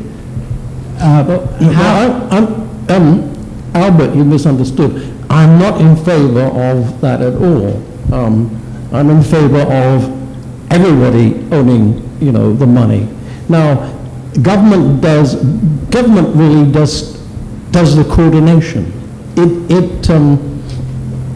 creates the framework, if you want, to do this. Now, after all, the government is what we want it to be. Really. I mean, that's the way a democracy should work, right? It should serve the public, okay? Now, if it's got to the point where the only thing they serve is the super rich, something has gone way out of kilter. We don't have democracy. So I'm not advocating socialism. I'm not, I'm against, the other thing, and it might hurt Tom, I'm against unions in a sense because I'm against them and us. I want everybody, I want to do away with unions because there should be no need for unions. Because we should all own part of our own economic engine, so to speak, and have a say in it. And really, prices are kept in kilter because of competition and a free market. Now, as I said before, we don't have that. So that's my view. I want to give everybody a fair go in this world. Now, some will do better than others. Well, that's okay. But at least let's give everybody a fair go.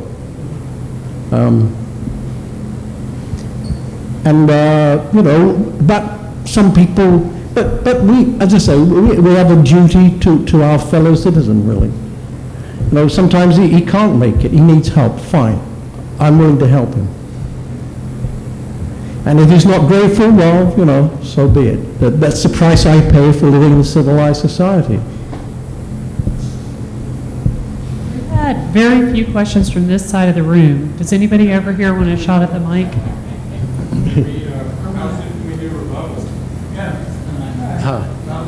So no more questions?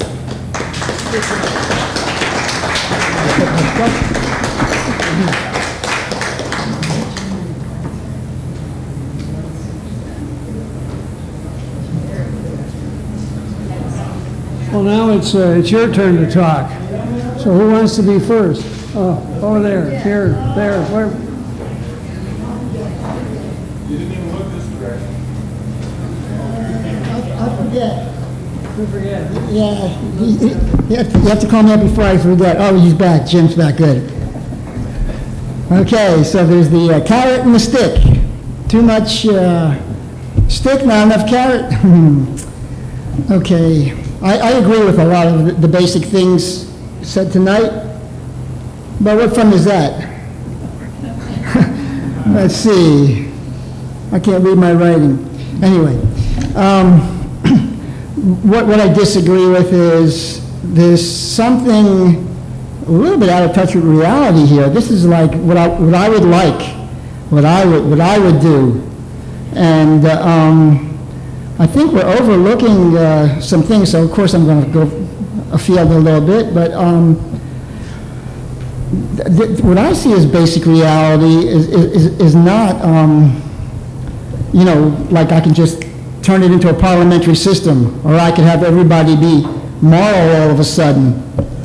And the reason I think it's important enough for me to stand up, I know it's hard to listen to me, is because there's pitfalls in being naive, and it's you know, due respect, maybe he's older than me. If we're talking about utopian things, we have pitfalls. The most relevant thing that I can remember from the talk was we need a better money system. This is relevant to the original topic. We're going to have a system that combines monetary and fiduciary policy. Well, what is that? I mean, this is actually something that's discussed by people who want the druthers. The difference between them and you and I are they own between $1 billion and $1 trillion, and they go to the Bilderberg meeting, and they do discuss these things. And it doesn't look good for we the people. So we're dealing with some really deep problems that are very historical. I just see it in a different light than you do. You mentioned a lot of things that are mainstream history. There's other element going on. You didn't tie it into all the wars. The wars are the stick. You think, well, we got the stick now? The wars and the really bad depression? This is part of what's going on. I look at it like this. I'm trying to make sense here. I think governments are basically mafias. I think it's getting worse. And so that's one thing good about our constitutional system. It kind of recognized the tendency, the fallibility of humans to run these things. So a lot of the things you mentioned as cures, kind of going back to what Albert said, relied on the good, the competence and the integrity of our rulers. Well, I don't see that happening. So I don't like the way the IMF is going, the World Bank, and I do agree we need to end the Fed. We didn't talk too much about it. Most people, there's new people here, you're familiar with the fact the Fed is private. It's not really, it's a pseudo-government agency. Is that new to anybody here, or does everybody already know that? Well, it acts like it's a federal agency, but it's really just a way to rip things off. One thing I want to say about the word hot money, the lady mentioned that term hot money. I heard it might be a different definition, but hot money is when the Fed prints money. Let's say the government says, we need $300 billion to get enough armaments and for this war. Well, when the first people that get that money are the arms contractors, and when they get it, it's worth something still. But eventually, due to inflation, it makes us end up paying for it. So when they just do inflation willy-nilly at the behest of corporations, usually nothing to do with any democratic principles, that's hot money, and they get rich. And with that hot money, they can buy real assets. They can buy real estate. They can buy Congress. But we get squeezed out of our things. I think too much of what's going on is engineered. So I agree with his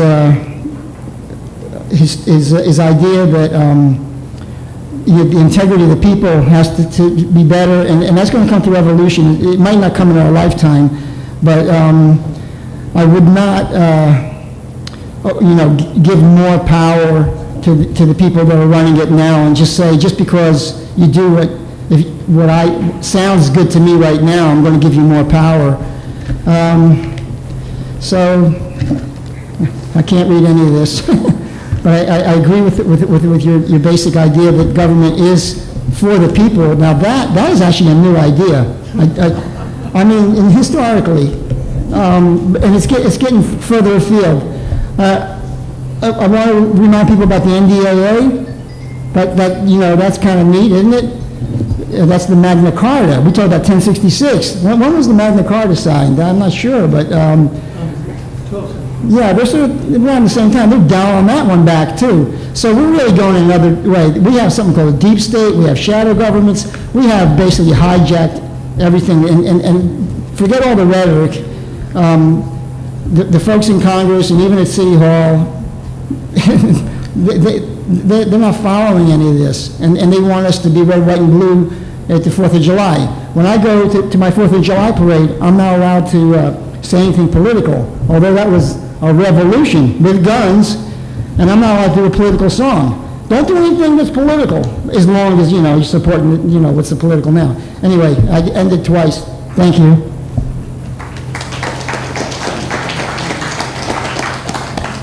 Okay, who's next? There has to be a next. Oh, go on, whoever, go ahead.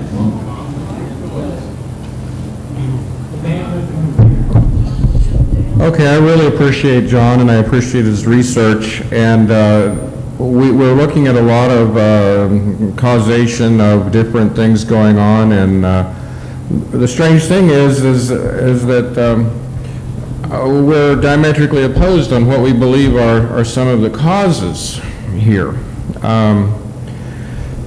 While I'm listening to him, it just came to mind, I'm hearing Tennessee Ernie Ford singing, "Some people say a man is made out of mud, a poor man's made out of muscle and blood and skin and bones, a mind that's weak and a back that's strong. You load 16 tons, what do you get? Another day older and deeper in debt. St. Peter, don't you call me, 'cause I can't go. I owe my soul to the company store." I don't recall who said this. Could have been Washington, could have been Jefferson, talking about bankers and calling a banker more dangerous than a standing army. Jefferson. And what we're dealing with is we're dealing with corruption at such a high level that most people never can figure it out. Are we Keynesians? Are we Austrian school? I mean, where do we go here? I've actually been in on some very deep level think tank type things on finance.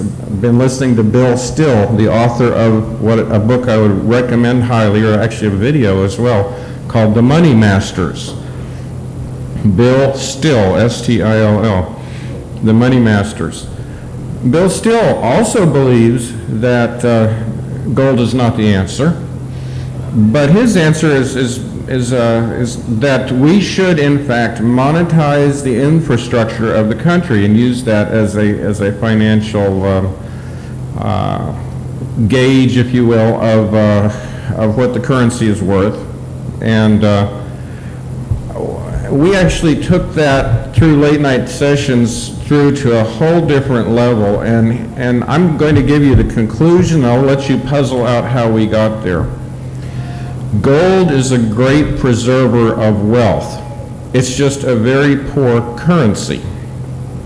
So the solution, what I actually at this point believe is the solution, and I'm not explaining everything here, I'm going right to the chase, is to have multiple competing currencies whenever money is being saved, even if it's overnight, it gets saved in a gold value. And it works, because gold preserves the wealth, but it doesn't flow very well through the economy. As far as the bankers and conspiracy and so forth, an internet friend by the name of Joost van Steenis made this comment. He said, "In Holland we did a study. There is no conspiracy. All the top 100 multinational corporations are controlled by family members of the House of Orange. They're on all the corporate boards. Therefore, there is no conspiracy. You can just put away your conspiracy theory. We did the research. They're all there. They're running things. End of story. So I thought you might enjoy to hear that there is no conspiracy. Again, I think we're looking at the financial situation, and we're kind of getting into what Hank referred to as the utopian pitfall. One of the comments that John made was the founders didn't trust democracy. Of course, I'm not totally in love with the idea of democracy, since I still ascribe to and believe that I live in a republic with democratic process. And a pure democracy was in fact condemned by the very people who put this government together here. But again, we've been calling this a democracy since at least the 1920s, so I think to clarify, it really gets down to the issue of primacy. Who has the power to decide, make the decision, and act in any case? If I go out and I get in my car, do I have to check with someone if I'm going to, say, go over to Irving or not in a totally totalitarian state? I have to check, I have to go through checkpoints, and I think we're headed that direction through various, not very subtle means. So to me, primacy may not be the perfect word to describe this, but in the discussion, when you're discussing democracy, the right to vote and make decisions, perhaps collectively, versus the concept of secured rights. In other words, there is this ring not pass. You do not cross this line. Well, what I find is in democratic process, people are always trying to cross the line, and they're always trying to intrude into private property rights, into even First Amendment, and then it blows back the other way, and all of a sudden everyone's realizing, hey, we've got to have our First Amendment rights. If we don't have a voice, then everything falls apart. So, again, I'm agreeing with a lot of what John's saying, but I'm also thinking that this is somewhat Pollyannaism, and it's not that it's a wasted effort here. But if we want to really get real, what are we dealing with here?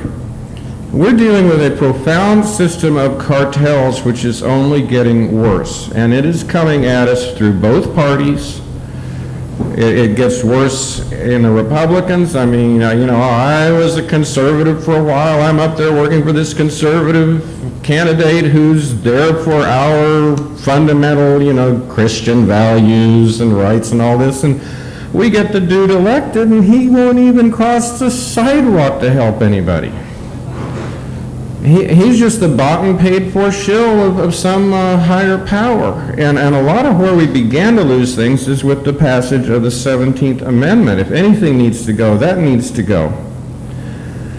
Because we did have a kind of a parliamentary procedure here in this country, in that if the states sent a senator to Washington, D.C., and he was not voting in the interest of that state, and the legislators got together and decided this guy's, he ain't working for us. I mean, they could recall him. They could send somebody else. And we don't have that anymore. Somebody convinced us that they needed to be elected by direct vote. So now they work for the lobbyists. They don't work for anybody but the big money. And the Senate is a huge problem. But then you get to where the real nut cutting goes on, and I have a book I would recommend called Black Box Voting by Bev Harris. I had the great privilege of recording the 2000 vote fraud convention that was held in Cincinnati, where people from all over the country reported on voter fraud and institutionalized voting fraud through the computerized voting systems, even with other systems, and how it was all done, and people demonstrating and so forth. And it was really and then seeing the numbers turned in. We are a duped, gullible public. We have to get over this. We have to fight the corruption, and we have to do it together. Another book I would recommend is America, Freedom to Fascism by Aaron Russo. I've met Russo, great individual. He's since passed on. He addresses the issue of how we're being basically railroaded by the bankers. And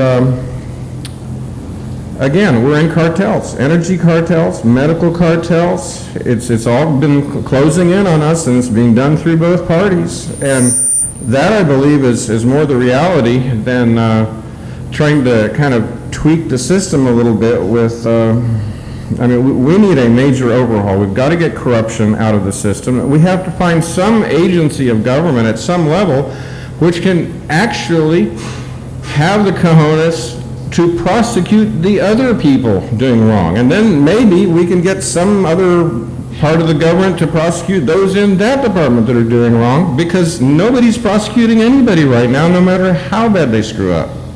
Thank you.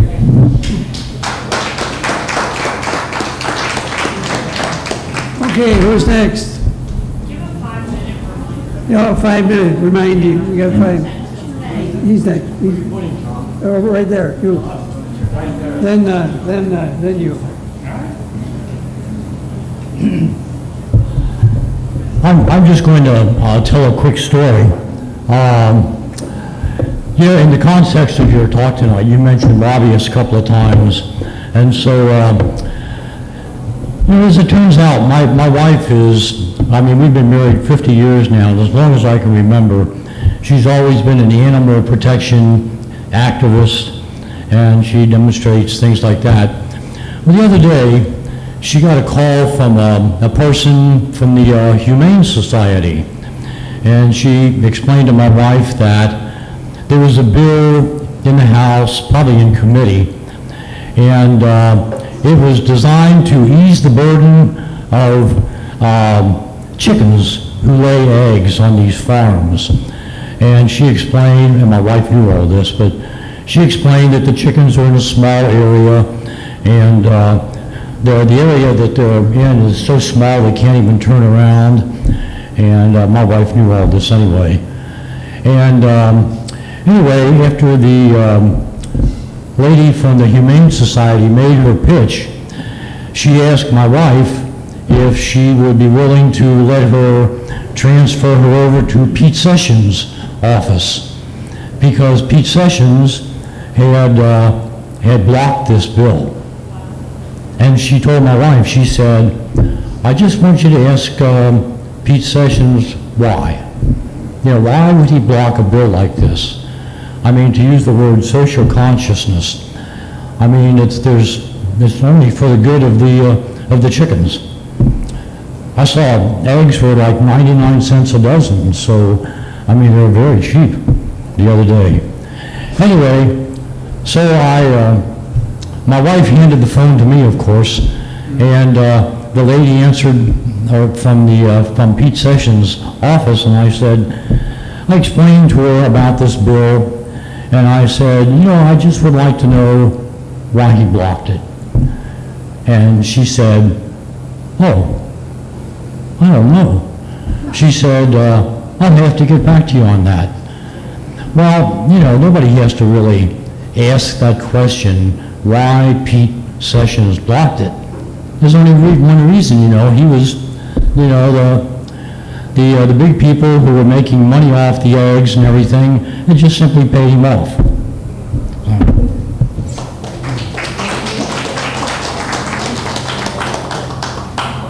Jim's next. He's been waiting. Raise his hand all the time.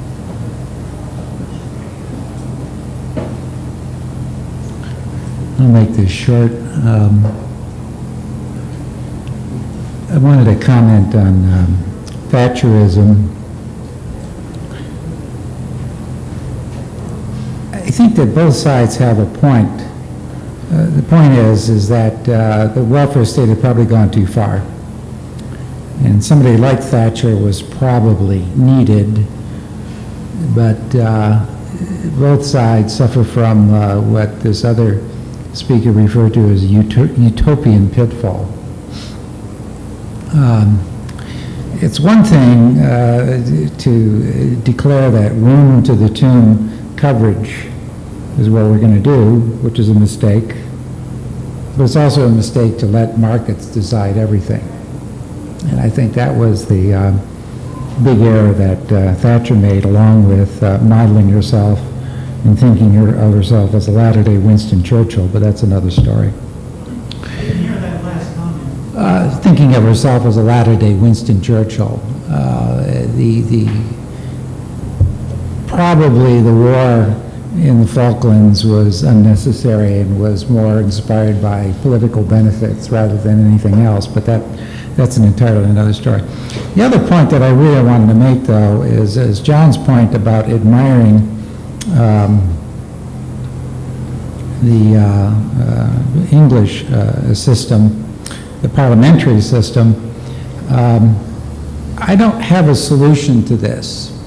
I'll be the first to admit. But I will say that the alarms that have been sounded about the corruption and the problems that we have with the government are well-founded. We are well down the road to fascism. And I'm going to back that up by saying that we now have a House of Representatives which enjoys a 10% approval rating.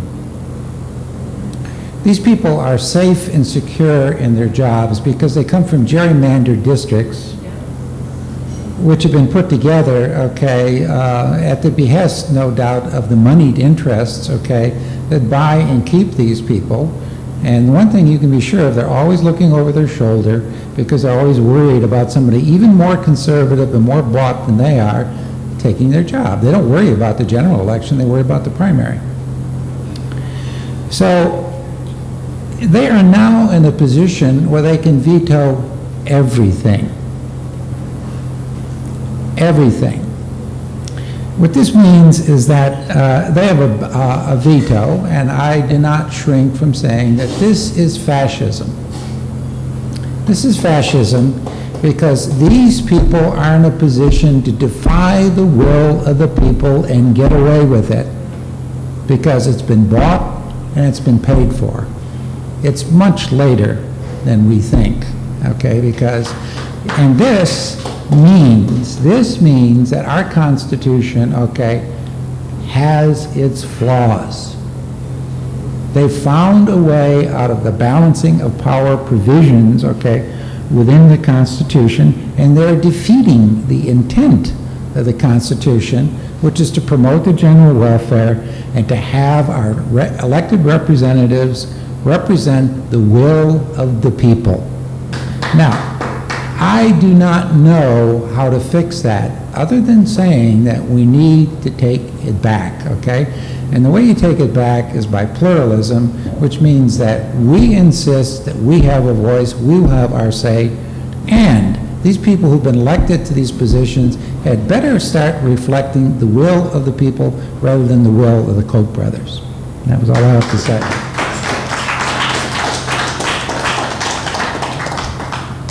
Okay, who's next? There has to be a next. Al.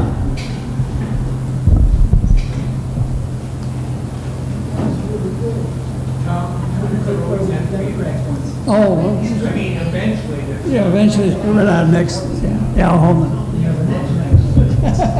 Actually, I was one of the most timid little boys who ever went to a boarding school in St. Louis when our whole lives were uprooted from the country in Florida. And there I was with cars running by on the streets outside.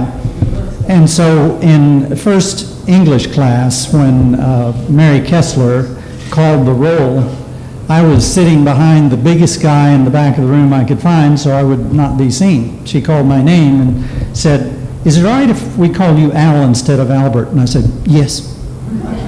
So for the next 8 years in high school and college, I was known as Al instead of Albert, but I am Albert. Okay.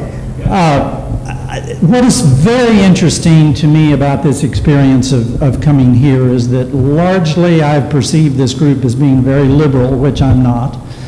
However, I am perceiving more and more that the ultimate goals of everyone are pretty much the same because we are all very humanitarian people, I think. And we all want the best for everyone.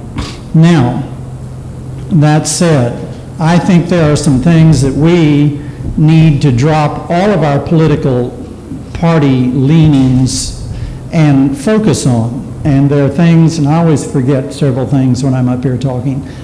We need to have absolute limitation of term lengths in Congress. Flush these people out and get new people there, because there are plenty of good Americans who can spend a little time up there, and they need to live under the whip, not the carrot. The whip means that they are going to do what's good for the public, and they're not up there to get rich. And if they start passing laws like many of them have that benefit them, so they get these huge retirements and so forth, just like has been brought up, they need to be prosecuted criminally. Secondly, we need to take the entire world banking system and throw it in the trash can. I like the idea of having a central World Monetary Fund, or whatever, World Bank, International Monetary Fund, that could control this and that and the other, but the people there are the greedy, avaricious seekers of power who invented phony money in the first place. And just like Thomas Jefferson said, this is the, fifth or sixth time, if we ever let a private bank get control of our money through inflation and deflation and the corporate structure that will grow up around it, they will steal all the property from our descendants and leave them homeless in the land that we have founded. He lived today and time traveled back to give that message to humanity. We need to, let me see, term limitations. Oh, the antitrust laws. We need to not only enforce those laws that are covered with rust at this point, we need to pass new ones. We need to take the banking system and break it apart. No interstate banking whatsoever. That was one of the worst things that we ever did. Banks like Wells Fargo have hired people to figure out ways to get more money in fees out of their customers. And banking is just, I mean, the cartoon I would draw of Wells Fargo would be a crocodile waiting in the reeds by the riverbank for its customers to come down and get a drink. That's how banking is today. And again, I read those, part of those manuals of the Board of Directors of the Federal Reserve System.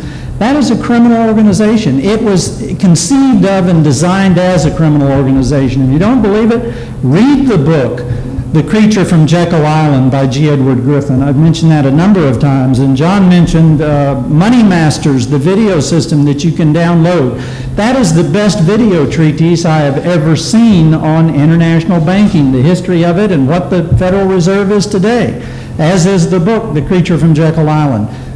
Every American needs to read and see these things. If we don't do it, we're just off on our little causes that are emotionally driven, and we're not seeing the big picture, because driving the public with emotions is the easiest way to keep them distracted from what's really going on. And that's why I've said before that any degree of emotion necessarily alters your perception of reality. Therefore, it's not, I mean, if we had no emotions, we'd be sociopaths. That's not right. We do all have emotions, and rightfully so. But the more we have these emotions in political affairs, the more we need to discipline ourselves to not get rid of them, but set them aside and think very clearly and logically about what's really going on. Because those guys who get up there, whatever party it is, they're sheep-dipped. They're wolves in sheep's clothing. That's an intelligence term. And they will come up in political invention and put their arms around you and, oh, I believe in that cause, and yeah, we'll do something about that. And, you know, we all think that these wonderful, loving people are involved in the things that we care about, and they don't give a damn about it. We need to take hold of our government and pull the chain on that backed up commode called Washington, D.C., and flush it out.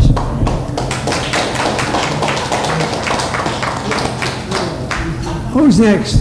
Susie? Anybody else? Susie's up.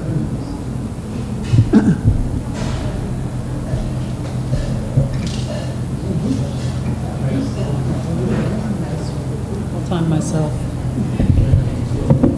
I know.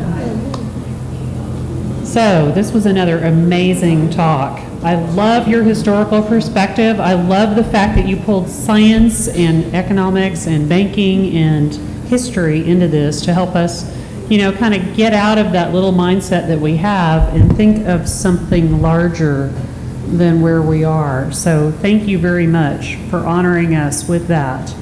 A couple of things I want to mention. You know, people have talked about politics as we usually sort of devolve into that discussion. People have talked about integrity and honesty and trying to find an honest man. You know, it's almost like everybody has this malaise about them, thinking we're in Sodom and Gomorrah or something. Like there's not even 10 honest people in the city. Come on, guys. Come on. When we talk about the government, are we talking only strictly about Congress in Washington, D.C.? Because we've got government right here, locally around us. I, for one, do not appreciate my state government intruding into private rights over my personal body. Absolutely not. And the amazing outpouring of people testifying before the House committee to talk about the war on women, to me, that is people taking control, to speak up.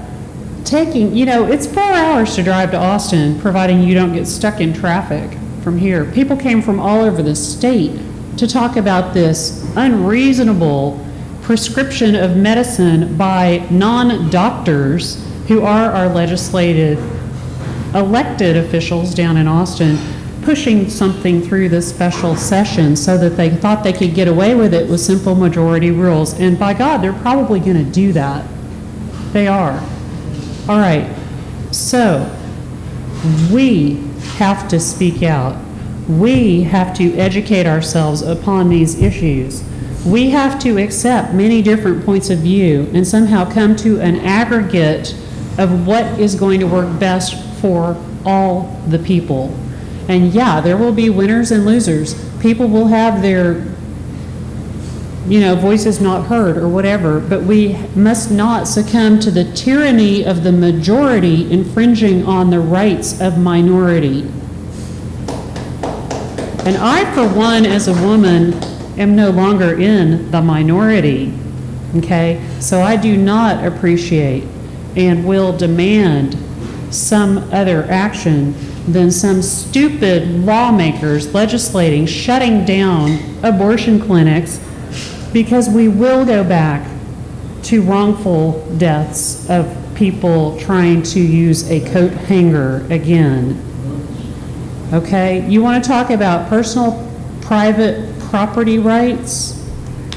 This is the best one I have, is what to do with my own body. And yes, John mentioned some, I think it was John, said something about, you know, they're eroding away and pretty soon you'll have to stop at checkpoints to be able to drive from Dallas to Irving. I hate to take that dim of a view, but have you guys thought about the toll roads? We can't go anywhere without paying a toll pretty soon. 75 cents per mile. Yeah. All right. What else? What else? Gold standard. I need to understand that more. The shrinking and the trade deficit. You've spoken about the trade deficit on many occasions. I would like somebody to have another talk on that so that more people can hear it and understand it. I think that that warrants its own talk again. And I'd appreciate somebody who's knowledgeable and qualified to speak on that stepping up. Lastly, we cannot live in a society, and I've got 30 seconds left, so I'll wrap this fast. We cannot live in a society where only those who have others to protect them are the ones who get to continue to live. Right? That is mafia. And think about where we're going. Guns. If you're strong enough to protect your friends, then, you know, only those who are worthy of having these people around them protecting them are worthy of continuing to live. You know, hey, if you have no friends, if you have no family to protect you, then you're out of luck. That's what we need to guard against. And that's why I think the comment about social conscience is what I'm taking away tonight.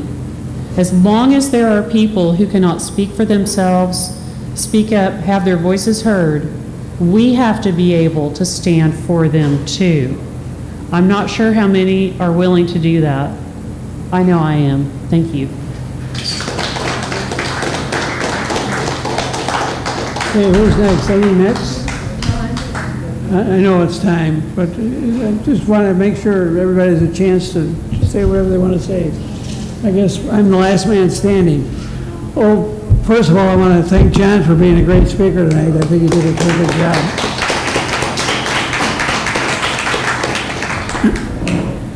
I'm the last man standing, so I'll say a few things. I like what you had to say. I think it's good. I think it gives us a lot to think about. I think that in the future, our system of banking is in trouble, and we have to do something about it. And you brought up some good points concerning that. My wife's concerned I'm going to talk about the 6-hour day, I can tell. Talk about a 5-hour day. Anyway, we have to do something about our economy. That's one of the things we could do, but I'm going to leave it go at that. We're running out of time, and I'm going to leave our speaker here. He gets to comment on all the comments that were made here tonight. So, John, you have the floor.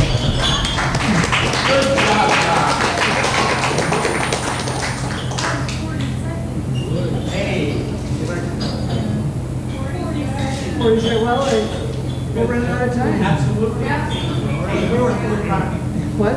We're proud of you. That was very, very succinct. I would I would like to thank Tom and Jim for really setting up and keeping the College of Complexes going, because it has allowed me to come and say my thing. And my wife is extremely grateful for that. She's heard everything I had to say 10 times over, so she's happy to have me out of the house and say it. The other thing is, I quite like getting up and spouting, and actually, because what it does, it enables one to crystallize your thoughts. Actually, you have to go back and think through some of the views you have, or why you have them, and test them, and so on. So I'm grateful for the College of Complexes for doing that. The other thing I note, kind of like what Albert said, I do think in the general goodness of people. I think that people generally have good intentions. And that's sort of, say, the 99%. But I do think there's the 1% that really are megalomaniacs. I mean, they're at the top. You see the Hitlers and the Stalins and other such corporate leaders who divorce themselves from the rest of humanity, and really they don't give it down. They're ready to sell you out, the country out, everybody out, because that's the way they are.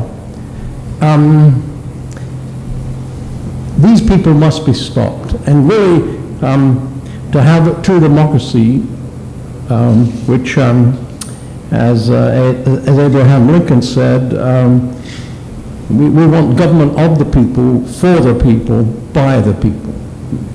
And that's as true then as it is today. That must be the forefront in everybody's mind. Now, a couple of things were mentioned, such as utopias and welfare states. I don't want to have a huge welfare state. What I want is to have most people working, supporting themselves. But there must be a safety net for people who, for one reason or another, they get ill, they fall through the safety net. I would say that a safety net, an adequate safety net that takes care of people, is a given for any just society. So I would always argue for a welfare state. It took care of me when I needed it. As I said before, I cannot turn my back on it. and it's not utopian. Most countries, certainly in Europe, in France, Scandinavia, have very good welfare states. It's a poor system that can't afford one, or doesn't want to afford one. I think most people sense that the political class has gone off the rails, really. From what I got, general agreement that we have, we don't have free market competition, we have cartels, and they must be broken up, that we need to enforce our antitrust laws more and have a much better playing field.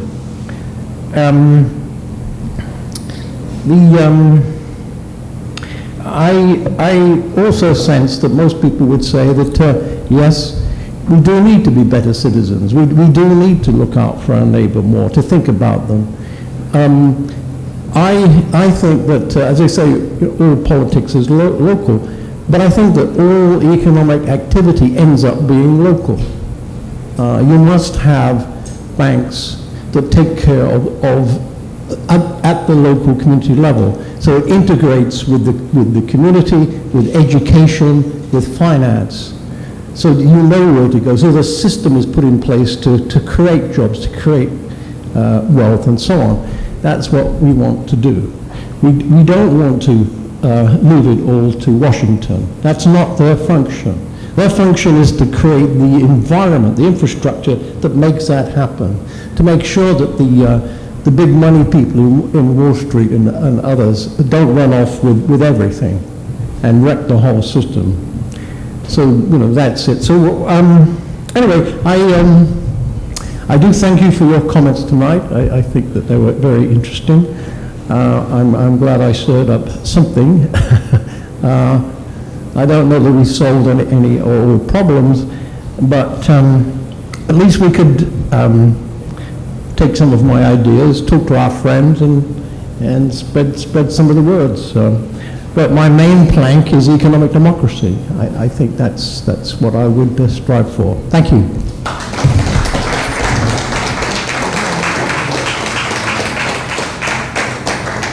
Well, that's it. We're done with the speakers. They kick us out of here at 10 o'clock, or at 11 o'clock, I think it is. So our speaker will be around for a while. We'll be around. Enjoy yourself. This is William, your videographer from the KNOWin website. This is a trial video, and if you like it, please let us know in the comments below, or like us, or follow us, and we will find some more.